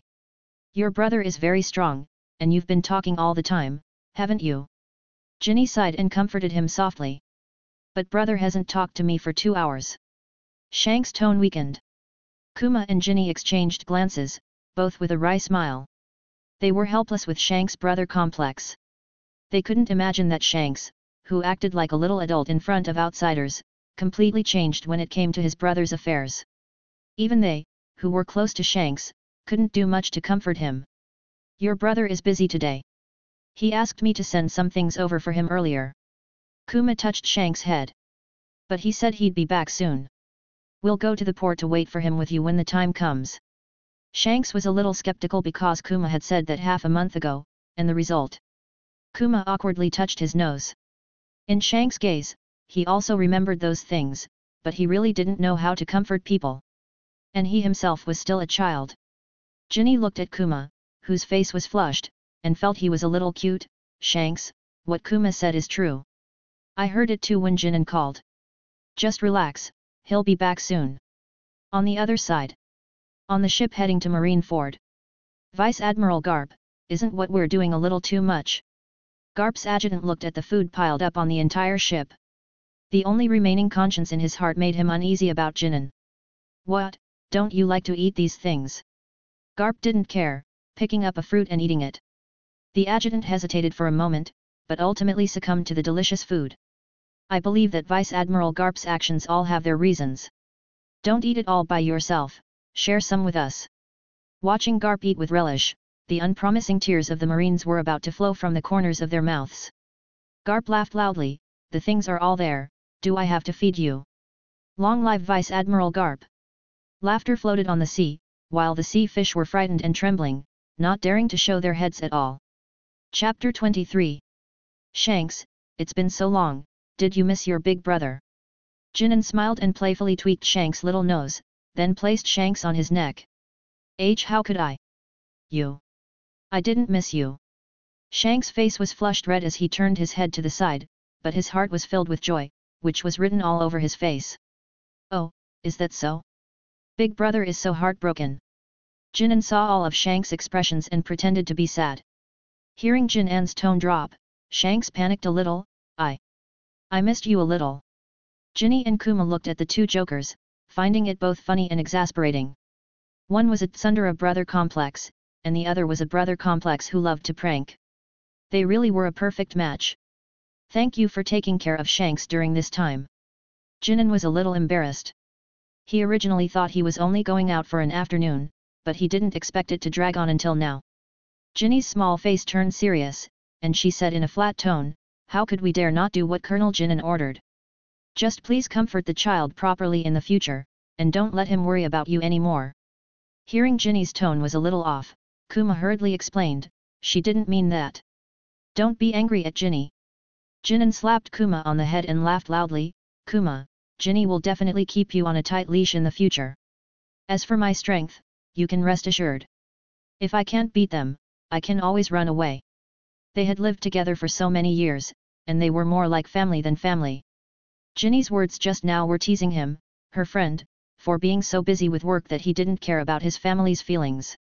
The little girl clearly had a lot to say in her heart, but she was just a little shy. Shanks tilted his head, his face full of a gossipy expression. Big brother Kuma, are you being confused by concern? He understood both Ginny's and Jin An's words. Big brother Kuma and big sister Ginny seemed to be up to something. Ginny blushed. What are you talking about? I'm not going to talk to you anymore if you keep talking. In the past few years of living together, she and Kuma had long regarded Jinan as their older brother, and the feelings between them went without saying. With Jinan and Shanks' banter, the unease in her heart also faded away. She and Kuma were just as worried about Jin An's safety, but they were too embarrassed to say it in front of the children. Hey! Kuma was a little confused. He was familiar with all the words in those sentences, but when they were put together, he couldn't quite understand them. Let's go home together. I'll make a big meal for you tonight, Jinan said heroically. Colonel Jinan, where should I go? Following behind Jinan, Fire Fist couldn't bear to disturb Colonel Jin An's family's happy moment, but if he didn't speak up, he would have nowhere to go. Oh, Fire Fist, I almost forgot about you. Jinan slapped his head, and Shanks on his shoulder shook along with him. Did you see the tallest building on the island? Fire Fist nodded honestly. I saw it. Before disembarking, he had carefully observed the island where he would be working and living. The tallest building was so grand, how could he not have seen it? Since you saw it, just go there to report. I've already made arrangements with Kuzan. After saying that, he waved to Fire Fist and walked towards his residence with Kuma and the others. Have I been abandoned? Fire Fist muttered to himself. The warship that sent them to the Sorbet Kingdom had already returned, leaving him alone standing in the sea breeze, bewildered. Excuse me, are you Fire Fist? A somewhat excited voice was so pleasant to hear in the sea breeze. That's right, I am. Fire Fist looked at the soldier walking towards him, and the excitement in his heart was beyond words. There were actually people here who knew him. He wasn't a lonely traveler. That person took a step forward excitedly and tightly grasped Fire Fist's hand, as if he had found a brother who had been separated for many years. Hearing about you is not as good as meeting you. I am Kuzan, welcome to the Sorbet Kingdom branch. Colonel Jinan should have told you about my situation, right? Fire Fist was a little unaccustomed to Kuzan's enthusiasm and nodded subconsciously. Kuzan looked at Fire Fist in front of him and thought, finally, a savior had arrived. He had been working overtime for a month straight and was about to die from overwork. He trusted the abilities of the person recommended by the colonel. Going to the branch would definitely allow him to start working directly and share his burden. Fire Fist felt a little overwhelmed and silently withdrew his hand, wiping it inconspicuously behind his back. Had he encountered a pervert? His sexual orientation was very normal. However, this person was the one designated by the colonel, and he seemed unable to refuse. The more Fire Fist thought about it, the more he felt that his future was bleak. Was there only one way to submit to the other party? Fire Fist was a little conflicted, but in the end, he still chose to put his hand back. Mom, I'm no longer pure. Kuzan noticed Fire Fist's movements and thought that he had met a kindred spirit who understood his intentions, and quickly pulled his hand and ran. He finally had a helper. Ginny, let me tell you, that Kuma guy is a little slow-witted and a bit stubborn. You have to be direct with some things, otherwise that guy. Even dogs would shake their heads. On the way back, Jinan said earnestly. He could see Ginny's thoughts, but he also knew Kuma's personality. Jinan, what are you talking about? Ginny's small face was flushed, but she still chose to play dumb. Sigh. That Kuma guy had always been afraid that his identity would affect others, so he didn't dare to express his inner thoughts, and he didn't dare to get too close to them, which formed his taciturn personality. Jinan said that he was really worried, but they still didn't seem to dare to express their inner feelings. Let nature take its course. What? Shanks, who was running around happily, seemed to have triggered a keyword and ran to Jin An's side in a puff of smoke. Little kids go play. Jinan directly gave him a head pat, sending Shanks to the side. Shanks' expression turned serious, and he protested loudly, I'm not a kid anymore. All right, I know, I'll give you BC calcium milk to drink when we get home, go play now. Jinan nodded perfunctorily. He really couldn't figure out what this little brat meant by pretending to be an adult so much. Shanks, who ran out, suddenly realized and gritted his teeth, isn't that still treating me like a kid? One day, I'll let you know how powerful I am. Humph. But BC calcium milk is really delicious. Ginny curled her lips to the side, and you're lecturing us. You can't even guess Shank's thoughts. What Shanks was thinking was just that, after becoming an adult, he could provide help to Jinan. Ginny looked at Jin An's back. His not-so-strong body provided them with a full sense of security, allowing them to grow up carefree. Sometimes, you can rely on us more, you idiot big brother. Chapter 24. Sorby Kingdom Palace. Before the palace gates, a line of guards stood in imposing formation. A man dressed in official robes hurried over, kneeling directly before the palace doors. Your Majesty, I have something to report. At the same time, a somewhat aged and raspy voice echoed from within the palace. Ahem, come in directly. Hearing the command, the man stood up and, under the admiring gazes of the guards, entered the palace. But as he approached the king's location, he bent over further and further, finally kneeling before the desk upon seeing the king. King Beccari of the Sorby Kingdom looked rather old, leaning back in a chair, gently rocking back and forth. The official knelt and prostrated himself on the ground, reporting to the king, Jinan has returned to the Sorby Kingdom. According to intelligence, he has been at sea fighting for the past month, defeating several pirate groups, and has had close exchanges with the Navy hero. Alas! Beccari sighed heavily, then a bitter look appeared on his face. He really is still that strong. If he would just be quiet, he wouldn't be Jin An. It's been more than 3 years since I first met him. Do you know how I've been doing these past 3 years? People in the kingdom all think I have a good relationship with him, and that the kingdom is so safe thanks to him. What a joke! Without him, I would be living better. A marine lording over a king's authority, is that appropriate? The official knelt on the ground, his eyes trembling violently, but he remained silent. Just as the man was covered in sweat, Beccari suddenly asked, Robert, do you think I'm living a pathetic life? Robert's body trembled, and he adjusted his facial expression. In the Sorby Kingdom, you are undoubtedly the foremost person. Jinan isn't even worthy to carry your shoes. No. In the eyes of the people, he is more beloved than I, the king. He has an extraordinary appeal. After Beccari finished speaking, he suddenly coughed violently. After the coughing stopped, he said with a hint of self-deprecation, I must say, that kid has indeed done a lot for this country, and even saved my life. I also know that he has no designs on this country. Robert felt like he wanted to die at this moment. Why did he rush to wade into this mess? He tried to shrink his body into a ball, attempting to reduce his presence.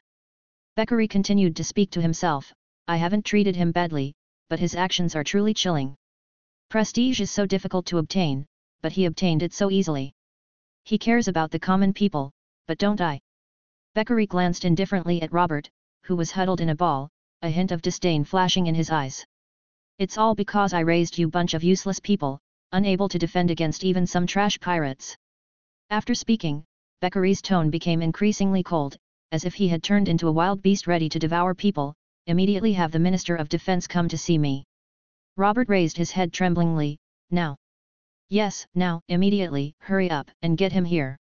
Yes, Your Majesty, I will do it now. Robert stood up and turned to leave. Walking out of the door, he tried to calm his emotions, wiped the sweat from his forehead, and his clothes seemed to have been fished out of the water. He felt like he had saved his life. Under the puzzled eyes of the palace guards, he left in a hurry.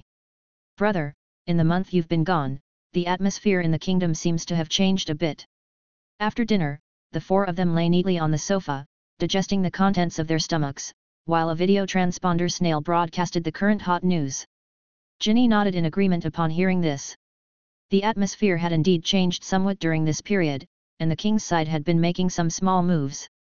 It's just that ordinary people can't really feel it, otherwise this country would have already become a chaotic mess.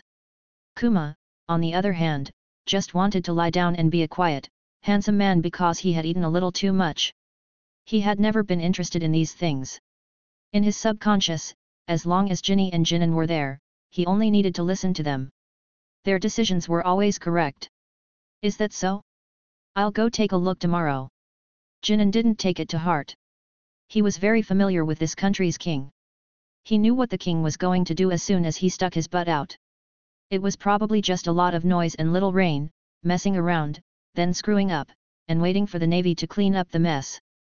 Jinan was not only protecting the safety of this country, but also contributing a lot of tax revenue every year, but that old boy was still not satisfied. Should he give him some unforgettable memories? These people have been comfortable for too long and have forgotten the feeling of being threatened. This matter can be handed over to Fire Fist to do, so that he can familiarize himself with this country. Fire Fist, who was still working overtime in the tallest building on the island, which was still brightly lit, I really thank you. Kuma, are you satisfied with your life as a pastor? Jinan looked at Kuma, who was lying down. Heek. As soon as he opened his mouth, Kuma couldn't help but hiccup, and immediately felt a little embarrassed. Being a pastor has always been my dream, and I'm very satisfied with the current situation. His father was originally a pastor, and he had a happy and fulfilling life, but unfortunately, both of his parents, who had always cared for him, passed away. I'm very happy that you have this idea. Jinan changed the subject, but you must remember to protect yourself.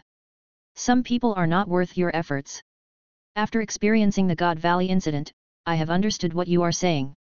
Kuma looked at the people in the room with gentle eyes. I will protect everything I cherish. Jinan was somewhat gratified. Kuma, who was so gentle to everyone, had changed a lot. He had grown into a reassuring man. Bear cub, that was great. Jinny gave him a big thumbs up. Jinan became serious. In this world, if you want to protect others, you must have great strength. The three of you will follow me to train from now on, and strive to live a wonderful life in this world. Shanks cheered, yay, I can finally train with my brother. I will protect everyone then. Jinny's eyes softened, then we'll be waiting for you, little adult Shanks. Sister Jinny, I've told you, don't always touch my head, I won't grow taller. Although Shanks said not to touch him, he didn't leave Jinny's palm, and the corners of his mouth even turned up. Enjoying the rare warmth of the pirate world, Jinan couldn't help but sigh. It was his few strokes of luck in this world that he met these people in God Valley. Chapter 25. It was early morning, and the sky was still dark. Kuma, Jinny, and Shanks appeared on the island's training ground right on time. Jin was amused to see the three of them, although they hadn't had breakfast yet and were a bit listless from just waking up. Their attitude towards training was definitely there. Especially Shanks, who seemed unaccustomed to waking up early, looking like a frost-bitten eggplant, all and droopy. Jin woke up even earlier than the three of them, ran a few laps around the island, prepared breakfast, and then came to the training ground. He knew that the three of them didn't have the habit of eating breakfast, but they would definitely be hungry after exercising, so he prepared a portion for each of them anyway. When the three saw Jin coming, they were all excited. They all had their reasons for wanting to become stronger. Originally, they wanted to secretly learn from Jin when he wasn't teaching them, but now that they had the opportunity to learn openly, they were ecstatic. A smile appeared in Jin's eyes, and without saying more, he walked directly in front of the three. You've all heard of the Navy's 6 styles, right? The three nodded in unison. The 6 styles were techniques spread within the Navy, allowing ordinary people to compete with typical ability users after training. However, learning these moves required a lot of talent. Some people could learn it after being taught once, while others needed to train for a long time. Is Big Brother going to teach us the 6 styles? Shanks asked. Jin nodded first, then shook his head. I'll teach you the 6 styles later. Your bodies aren't ready to adapt to the conditions for training in the 6 styles yet. Do you know the daily training tasks of the Navy headquarters soldiers? Jinny and the others exchanged glances, then slowly shook their heads.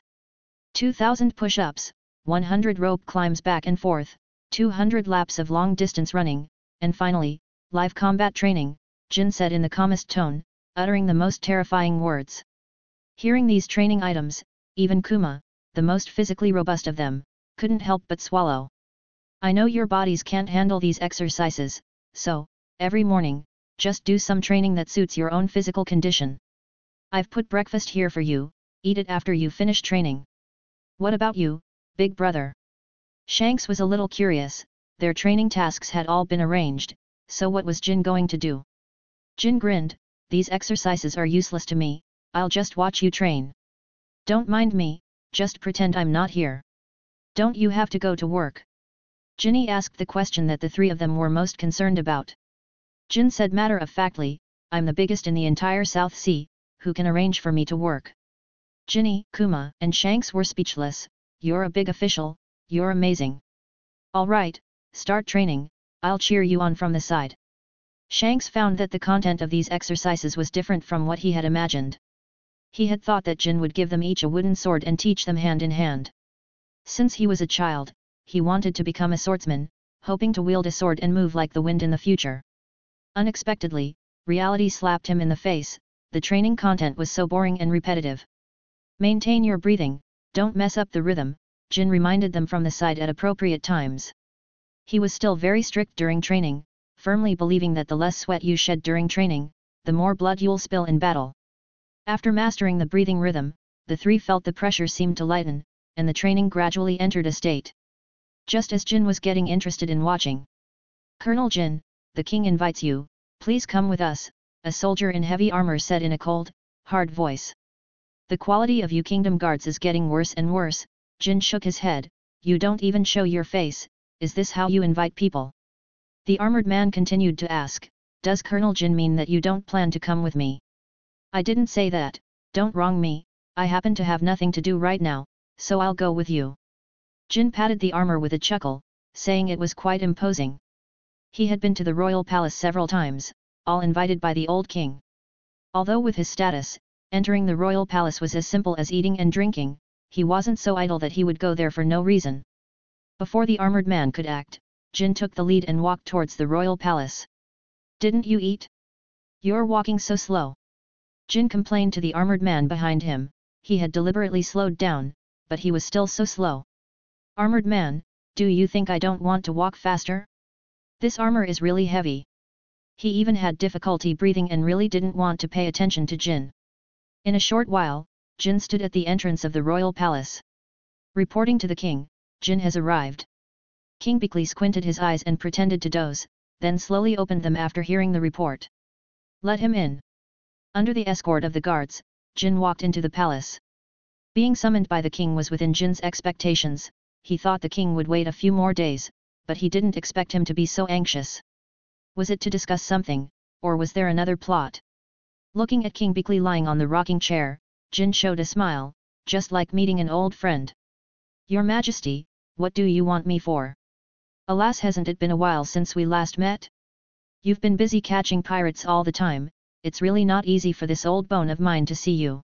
Jin shook his head, I don't like hearing what the king is saying, I'm doing this to maintain peace and stability.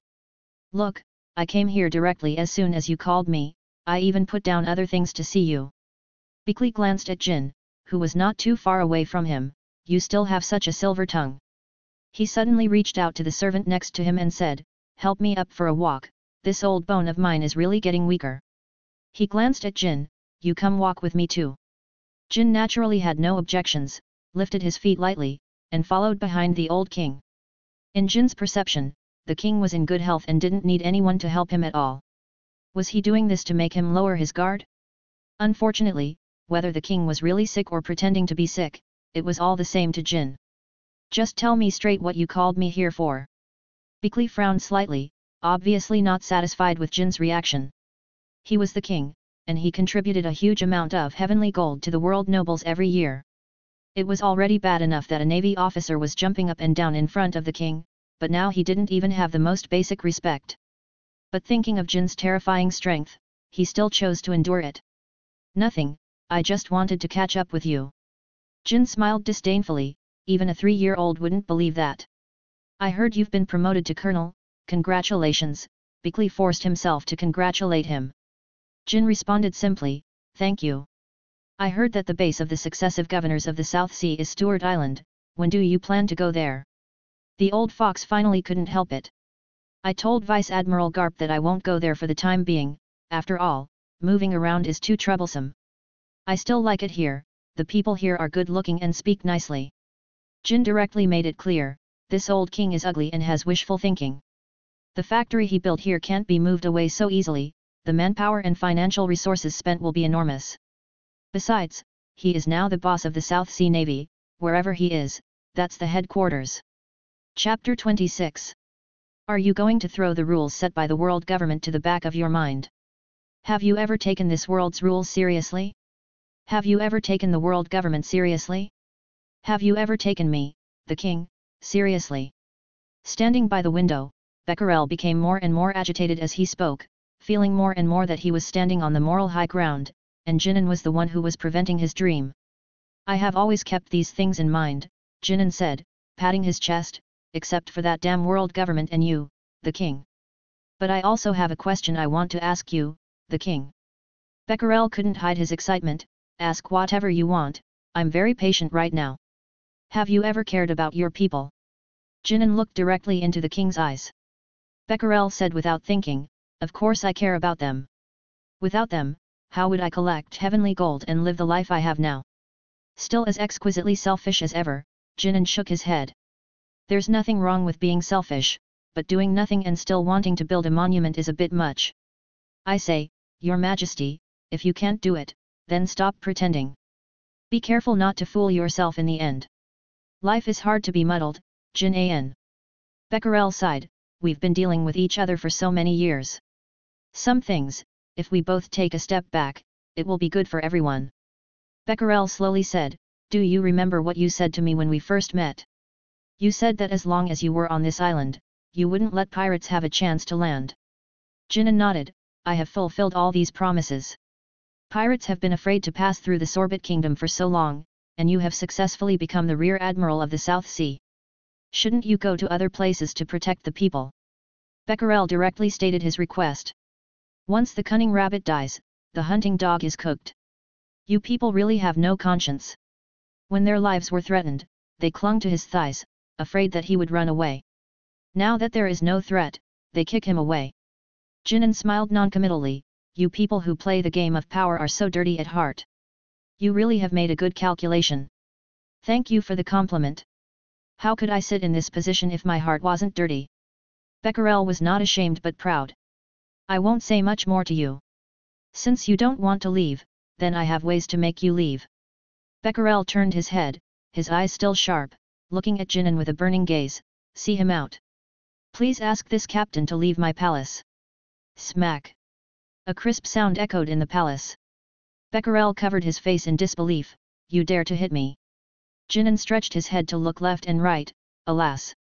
What a pity, such a gorgeous palace. I wanted to stroll around more. Since the king has ordered it, then I can only leave. As he spoke, he shook his head and walked out, not taking the people here seriously at all. Stop! Becquerel shouted loudly, his words slurred. Come on, arrest this traitor. I want him to wish he were dead. Jinan did not resist, and very cooperatively let the guards tie him up. This kind of rope was very easy for him to break free from. Did you see what I did? Jinan asked. The people in the palace were a little confused about what Jinan was thinking, but they still honestly shook their heads. They didn't see anything, they just heard the king's order. Jinan asked again, you didn't see anything, so why are you tying me up? You bastard, among everyone here, only you have this motive. Do you still want to deny it? The injury on my face can prove that all of this was done by you, you bastard. Becquerel couldn't suppress the anger in his heart and roared directly. Jinan clicked his tongue, if you want to condemn someone, you can always find an excuse. Smack. Another slap rang out. Ah! This time, Becquerel flew out and fell on the throne, his life or death unknown. You see, I told you it wasn't me. Jinan was still tied up, casually saying to the guards who were holding him. The guards all had a ghostly expression, standing there at a loss. The captain of the guards in charge of maintaining order was shocked, hurry up and call a doctor. Looking at the king who was breathing more and exhaling less, their faces turned pale. If something happened to the king, they would all be buried with him. Bang! Jinan exerted a little force, and all the ropes on his body shattered and fell to the ground. Since it can't be proven, then you guys are busy, I'll leave first. Without waiting for those people to respond, Jinan patted his butt and left. I will have my revenge. Becquerel closed his resentful eyes and passed out. Jinan laughed. Enemies usually say something like this, and also say that he is despicable, shameless, and will die a horrible death. He doesn't care. He just likes to see these people hate him so much that they want to eat his flesh, but they can't do anything to him. In the pirate world, weakness is the original sin. When Jinan returned to the training ground, as expected, only Kuma was still continuing to train. Ginny and Shanks were already sitting on chairs resting, and there was only one serving of breakfast left on the table. The process of training is actually a process of repeatedly suffering, and if you want to become stronger, you need to constantly break through yourself, which means that the suffering you need to endure will only increase. Brother, why did it take you so long to go to the palace? Shanks asked, pulling away the hand on his head. Jinan reluctantly withdrew his palm. The king was looking for trouble, so I was kept there for a while. You need to pay attention to the movements of this old king in the future. I'm afraid he will attack you. This person will definitely resort to tricks when he finds that he is no match for you head-on, Jinan said. Shanks waved his fist, then we'll strike first and just lock him up in a place where no one can find him. That idea of yours won't work. Go home and copy the family rules once, Jinan punched Shanks on the head. I think Shanks's method is the best way to solve the problem once and for all. Jinny's idea was the same as Shanks's. Solving the problem from the root is the easiest way. Jinan shook his head. No matter how bad that guy is, he is still the king of a world government member state. Killing him casually will not benefit us. Besides, killing that guy will also cause chaos in this country. There are several forces eyeing this piece of fat in the dark. Ginny scratched her pink hair in distress. Then what should we do? We can only be thieves for 1,000 days, we can't prevent thieves for 1,000 days. So you need to work hard to train. Being strong is more important than anything else. That's right. Shanks and the others have been comfortable for too long and have no sense of urgency at all. If this continues, they don't know how long it will take for them to gain the power to protect themselves. It's better to directly create a danger for them and keep them focused. The Great Pirate era later on will be much more dangerous than it is now, and he can't be by their side to protect them all the time. You have to be strong yourself to forge iron. Chapter 27. After that conversation, Shanks and the others indeed became much more diligent. They didn't need his supervision every day and would complete their assigned tasks, with Bear even exceeding expectations. Colonel, you've finally arrived. Burning Mountain's eyes welled up with tears as he saw Jinan walk into the office. He had been living a life worse than death these past few days, either working overtime or on his way to work, starting early and finishing late, with dark circles under his eyes. Oh, it's Burning Mountain. Are you settling in well here? Kizaru should be showing you around and familiarizing you with the affairs here.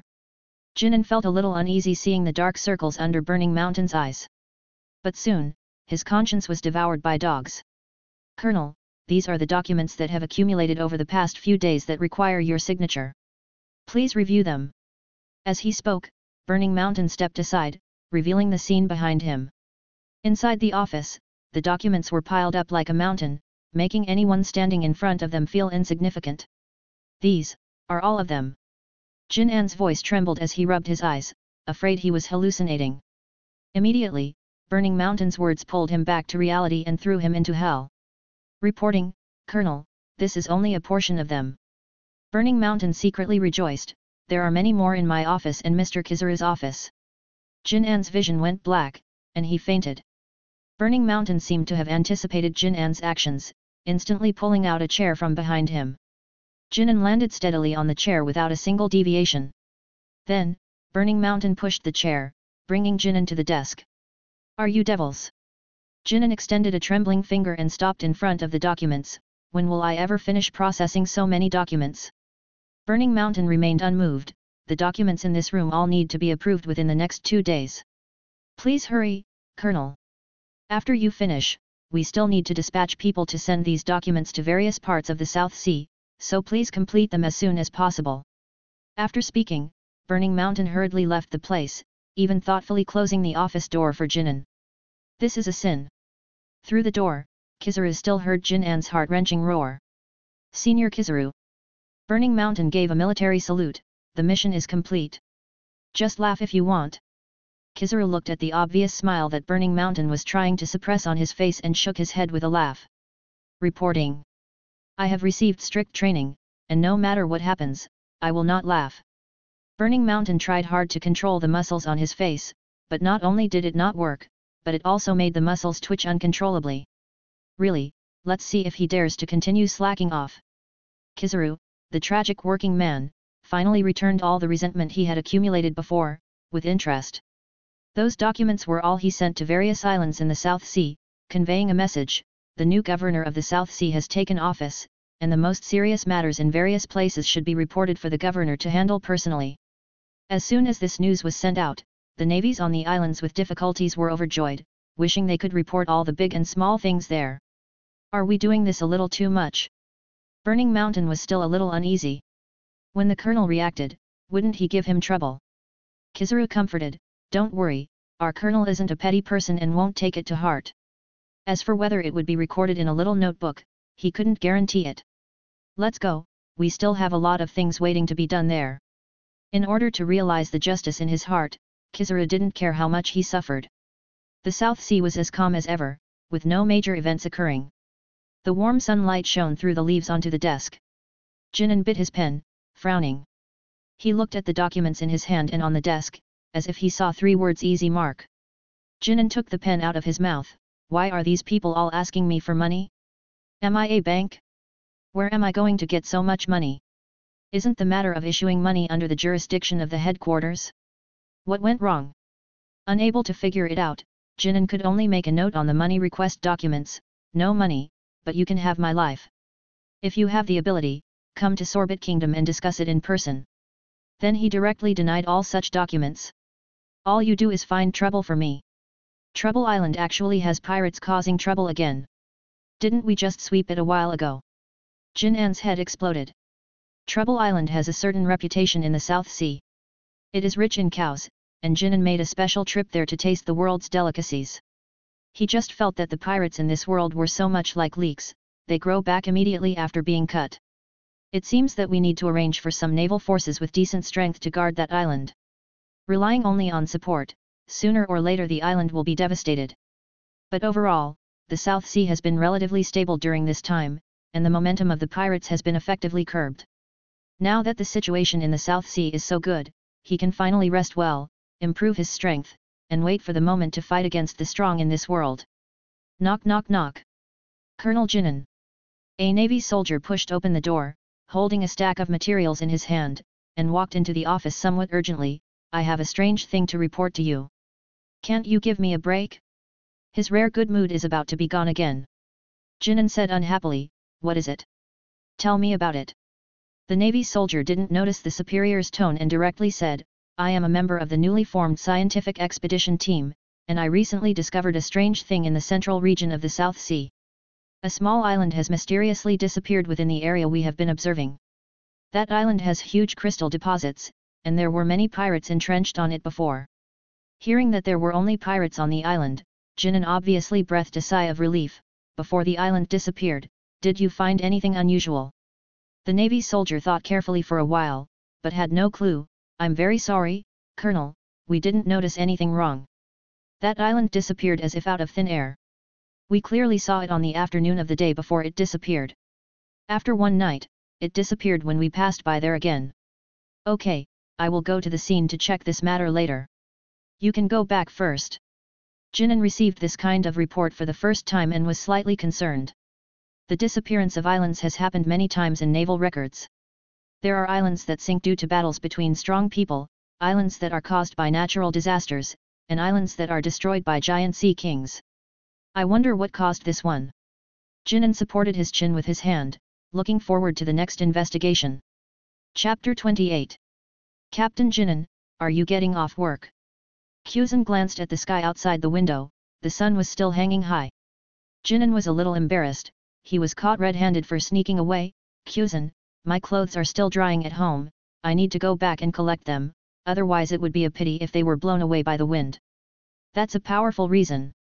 Kuzan didn't know how to complain about his superior. But, I already asked Shanks to pack them up for you. Kuzan pushed the glasses on the bridge of his nose, thankfully he was prepared. I also have other things to take care of. Jinan tried to make a final struggle.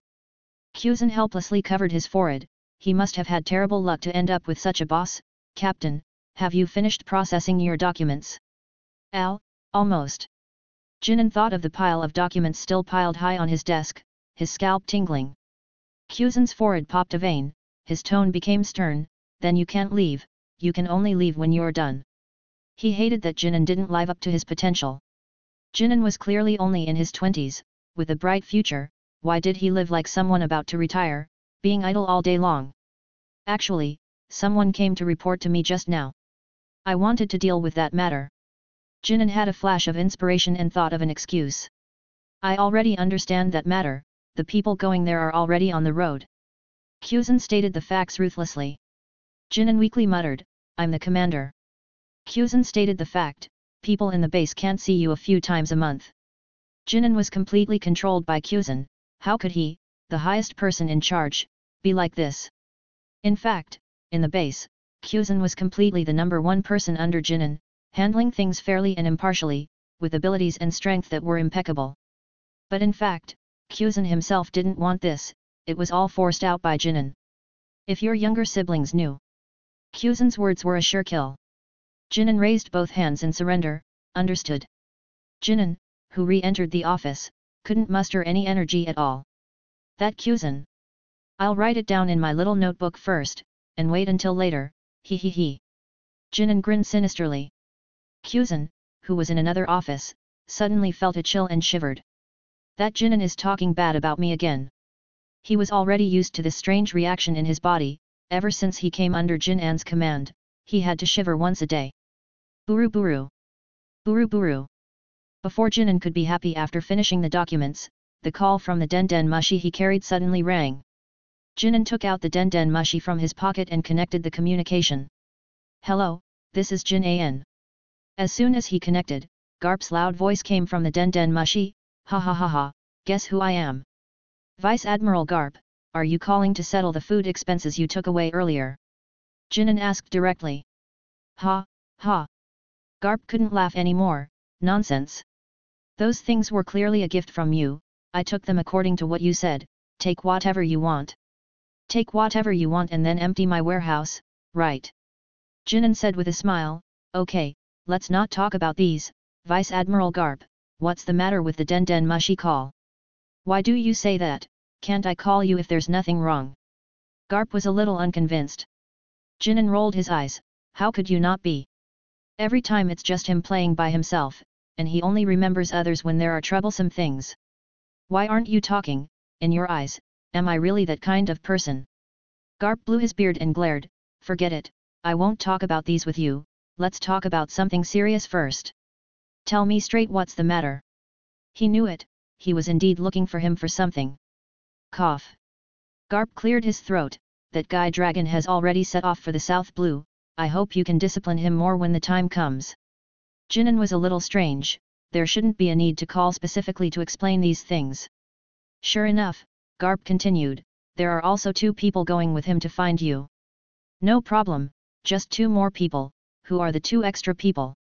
Jinan didn't care, they were all coming to work for him, so the more the merrier. Zephyr's wife and son. Garp replied. Jinan was stunned, no, I can understand you sending your son to me for custody, but what is Zephyr thinking, his wife shouldn't be coming here to join the army, is Zephyr willing? Cough cough. Seeming to feel Zephyr's unkind gaze, Garp knew that his old friend was not in a good mood, and couldn't help coughing twice. What's wrong, Vice Admiral Garp, are you sick? Jinan pretended to care, no wonder you don't have time to teach your children. Although he had gained free labor, Jinan still didn't want his South Blue to become a nursery, otherwise wouldn't his future nickname be Nursery School Rear, Vice Admiral? Garp said unhappily, don't talk nonsense, Zephyr's wife and children are going to the South Blue for vacation. Jinan couldn't understand, what's so fun about the South Blue? Except for pirates, it's just pirates. Being next to an admiral, what scenery can't you see, and safety is also guaranteed, why would you want to actively run to this god-forsaken place in the South Blue? Wait. Zephyr already has children? Then next year his wife and children. You just need to take care of that kid dragon, Zephyr will arrange his side himself. Garp said in a deep voice. Jinan felt a little collapsed inside, those were the family members of an admiral, if something happened on his territory, he couldn't imagine the scene. Jinan still wanted to struggle a bit, is it too late to refuse now? It's too late, Dragon and the others already set off this morning. Garp shook his head. Ah! Jinan's brain was in a mess, he understood Zephyr's contribution to the navy very well, and didn't want him to be so miserable in his later years. But he didn't know if Zephyr's family leaving Zephyr's sight would cause the pirates to act in advance. He also didn't know if he had the ability to prevent the deaths of Zephyr's family members. Jinan didn't believe that the pirates who dared to kill the family members of an admiral would be nobodies. Could he possibly do what Zephyr couldn't stop? Hello? Jinan, are you still listening? Hey? Is there something wrong? Why hasn't anyone spoken for so long? Garp called for a long time without anyone responding, and thought that something was wrong with the Den Den Mushi. Jinan could only take it one step at a time. Chapter 29. I'll handle it, Vice Admiral Garp. Jinan withdrew from his thoughts and gave a simple answer. Jinan, I have another matter to discuss with you, out of concern as a friend, and to give you a reminder. Garp's expression turned serious as he spoke to Jinan. Jinan smiled brightly, ha ha ha, this is the first time I've heard you, Garp, call me a friend. The age gap between him and Garp was almost 20 years, and the other party was a high-ranking vice admiral. Jinan had always treated him as a senior. You brat, I'm talking to you seriously. Garp was furious. Jinan restrained his smile, speak. Garp took a deep breath and said, 4 people with special identities, 4 days ago, were originally heading to the North Sea, but for some reason suddenly changed direction and went to the South Sea.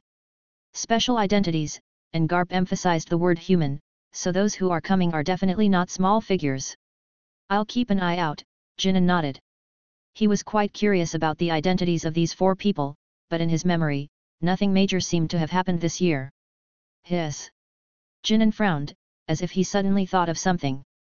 Could it be that incident? According to the timeline, it seems like it really could be that incident. Matters involving the celestial dragons are not easy to handle. The people of the South Sea are warm and hospitable, with simple folk customs, so terrible incidents shouldn't happen, right? Then I've said all I need to say. Prepare yourself. In Garp's view, even if the celestial dragons arrived in Jinan's territory, they wouldn't do anything out of line. The purpose of reminding Jinan was to prevent him from contacting those people. He knew how much the people of this world hated the celestial dragons and didn't want Jinan to get involved. 4 days ago, Marie Joyce, the Holy Land. Ah? Are you crazy? Saint Homing. How can someone of your status? Are you willing to abandon your status as a god to become an ordinary person? A group of celestial dragons surrounded Saint Homing, their faces full of incomprehension and anger. Saint Homing stood opposite these celestial dragons with his wife and children, looking at them with a smile. We have always been human. The celestial dragons' faces were filled with indignation. Are you saying we are the same as you? It's simply blasphemy. What do you take the celestial dragons for? You damned traitor, you've been an oddball since the beginning. That's right. You traitor. No matter what the celestial dragons said, Saint Homing remained calm. I don't care what you think of me, but I believe humanity is great. Living as a human will definitely be a meaningful thing, allowing me to live a more fulfilling life. That is my belief. Doflamingo, wearing sunglasses, had no expression on his face. He didn't know why his father insisted on leaving this place, which was clearly so wonderful. Hearing what Saint Homing said, the celestial dragons couldn't understand at all, only feeling a naked betrayal. Do you know what you're saying? You're really too arrogant. Since you want to leave so much, then get out of Marie Joyce quickly. 3 days ago, the edge of the North Sea. Rear Admiral Kuru, can you send us to the South Sea? Saint Homing looked at the newspaper in his hand, a smile on his lips. This was the reason he yearned for humanity. The headline at the top of the newspaper read, Jinan, the spiritual leader of the South Sea, has now been officially awarded the rank of Commodore by the Navy headquarters, commanding the entire South Sea. It's possible. Kuru hesitated, but we haven't made preparations there in advance. Your residence may need to be rearranged. Saint Homing said with a smile, it doesn't matter, any accommodation will do. Then may I ask, Saint Homing, which island would you like to go to? Kuru asked for his opinion. Saint Homing glanced at the place name on the newspaper, send us to the Sorbet Kingdom. Kuru was stunned. This place felt very familiar to him. It's the island Vice Admiral Garp once visited. The person in charge there seems quite interesting. That's right, that's why I want to go there. Saint Homing looked south, a hint of anticipation in his eyes. He really wanted to meet Commodore Jinan, who was respected by the people of the South Sea. Fire Fist! You little brat, get over here! Jinan's loud shout came from the office. Fire Fist shuddered and immediately stood up from his seat, then rushed to Jin An's office without stopping. "Commodore, what do you need me for?" Fire Fist was a little uneasy, afraid that what he had been worried about would become a reality. "Why so nervous?" Jin An showed a smile that was not quite a smile. "Have you done something bad and are afraid of being discovered by me?" Fire Fist shook his head like a rattle drum, directly denying it 3 times in a row. "I didn't, I'm not, I don't know." "All right, don't be so nervous. Just treat this place like your own home," Jin An said earnestly. Fire Fist nodded repeatedly, but in his heart, he only thought Jin An was talking nonsense. At home, he only ate and slept. If he really did that, Jin An would definitely beat him up. Recently, has the Navy responsible for investigating the situation in the South Sea reported any special ships entering the South Sea? Jin An asked. Fire Fist was confused. The range Jin An gave was too large, and he was not sure what kind of ship information Jin An needed. For the Navy, pirate ships that are specially monitored, the ships of member state kings, and the ships of the world government are all special. What kind of special are you referring to? If the range was too large, then he could only continue to ask. World government ships, Jin An replied. Fire Fist thought for a moment. There have been many world government ships entering the South Sea recently. Most of them are merchant ships purchasing supplies for the celestial dragons, but those ships go directly to the supply procurement locations and there's nothing that needs special attention. Is that so? Jin An stroked his chin. Could it be that Garp's information was wrong? Those people didn't actually have the South Sea as their destination, but were just passing through. All right, that's all, go do what you need to do, Jin An waved his hand, indicating that there was nothing else here. Fire Fist was dumbfounded. You called me here so urgently, and that's it? Just as Fire Fist was about to leave, hurried footsteps sounded in the corridor. Soon, Kuzan appeared in front of the desk. Commodore Jin An, a world government ship that did not give prior notice is about to dock on the coast of the Sorbet Kingdom, Kuzan said directly, not having time to greet Fire Fist. Jin An glanced at Fire Fist, a dangerous aura flowing in his eyes. Fire Fist, Commodore, listen to my defense, explanation. Chapter 30. At the coast of Sorbet Kingdom, a world government warship was docked. We can only escort you this far. This is the Sorbet Kingdom of the South Blue, and also a member state of the world government. We have prepared accommodations and sufficient wealth for you on the island. This should ensure a peaceful and worry-free life for you from now on. The Marines lined up to bid farewell to the Homing Holy family, with Kuru standing at the front of the formation, giving Homing Holy the final instructions. Thank you, this is more than enough. Homing Holy thanked the Marines. Leaving Mary Gosa had been his lifelong dream, and stepping onto this island meant he had completely bid farewell to his past. Next, he could experience the joys and sorrows of ordinary humans. Kuru continued, then we will have to retrieve your celestial dragon-proof chips. The chip represents the identity, status, and privileges enjoyed by the celestial dragons. Only with the chip can one be called a celestial dragon, otherwise, even with celestial dragon blood, one will not be recognized. Homing Holy showed no reluctance and directly handed over the chip. Kuru accepted the chips from them. Then I wish you all peace and joy in your future lives. We will return to Mary Gosa now. Farewell. Under the Marines' gaze, the group of 4 walked towards the island. This is the first time I've seen such easygoing celestial dragons. It's a pity that there aren't any celestial dragons like that anymore. It's the first time doing something for celestial dragons and being so happy. What a pity. The Marines all thought Homing Holy and his family were easy to get along with and admired their ability to make such a choice. If any of these Marines were enjoying the benefits of being celestial dragons, they admitted they wouldn't make this choice, which showed how remarkable Homing Holy was. All right, stop discussing it. Kuru retracted his gaze.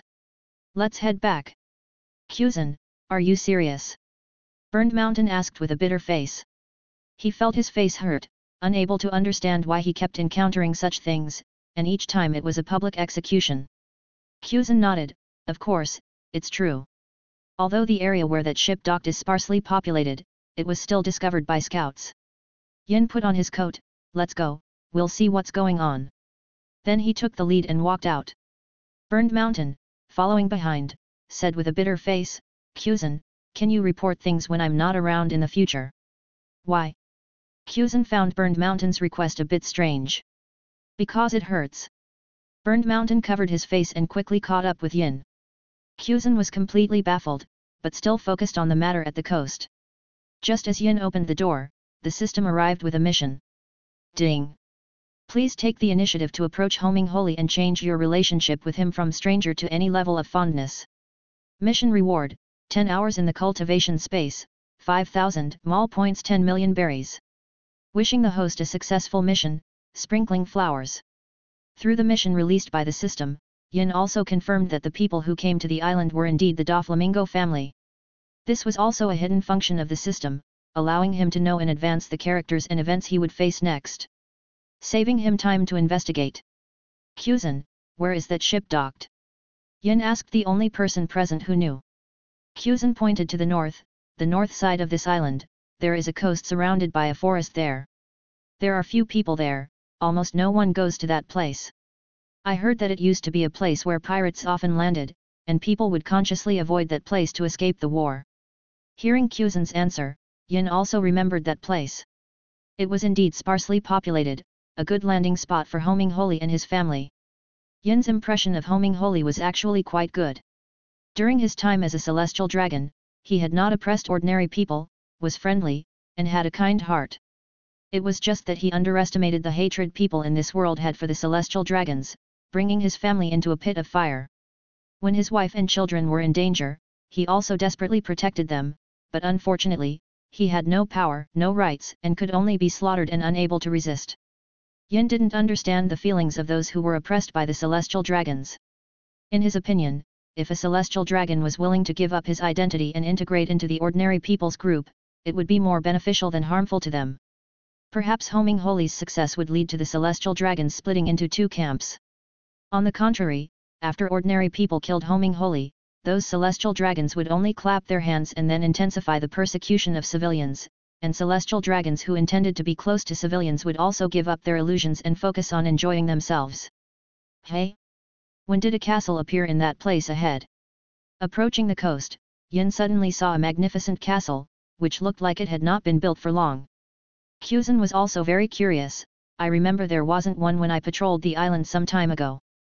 Look, there are people at the castle gate, Burned Mountain said, pointing to the castle ahead. Yin and Quzhan looked closely and, sure enough, there were 4 people with luggage standing in front of the castle, opening the door. Burned Mountain, there's something I've always been curious about. Can you enlighten me? Yin walked towards the castle with the 2 of them. Burned Mountain, following behind Yin, perked up. Colonel Yin actually had something to ask him, please ask. Are your eyes open? It wasn't that Yin was being strange, Burned Mountain's eyes looked like they were closed, but often he could observe things that Yin and the others hadn't noticed. Colonel, that's a very rude question. And you, Quzhan, don't show that interested expression. Burned Mountain felt like his heart had been stabbed twice. Of course, my eyes are open. Burned Mountain tried hard to open his eyes wider to prove it, but it still didn't look any different. Father, look. Are there people approaching here in the forest? Rosinante looked into the distance through his hair. Homing Holy pushed open the gate and looked back. There really are people coming. You guys go inside first, I'll see why those people are coming here. Watching his family enter the castle, Homing Holy calmly stood at the door, waiting for the 3 to approach. Hello, we have something to ask you. Is it convenient? Burned Mountain still had that comforting smile on his face. Homing Holy politely nodded, ask away, but I just moved here, so I may not know much about this island. Looking at the faces of the 3 people and the uniforms they were wearing, he felt that the leader looked somewhat familiar. You are.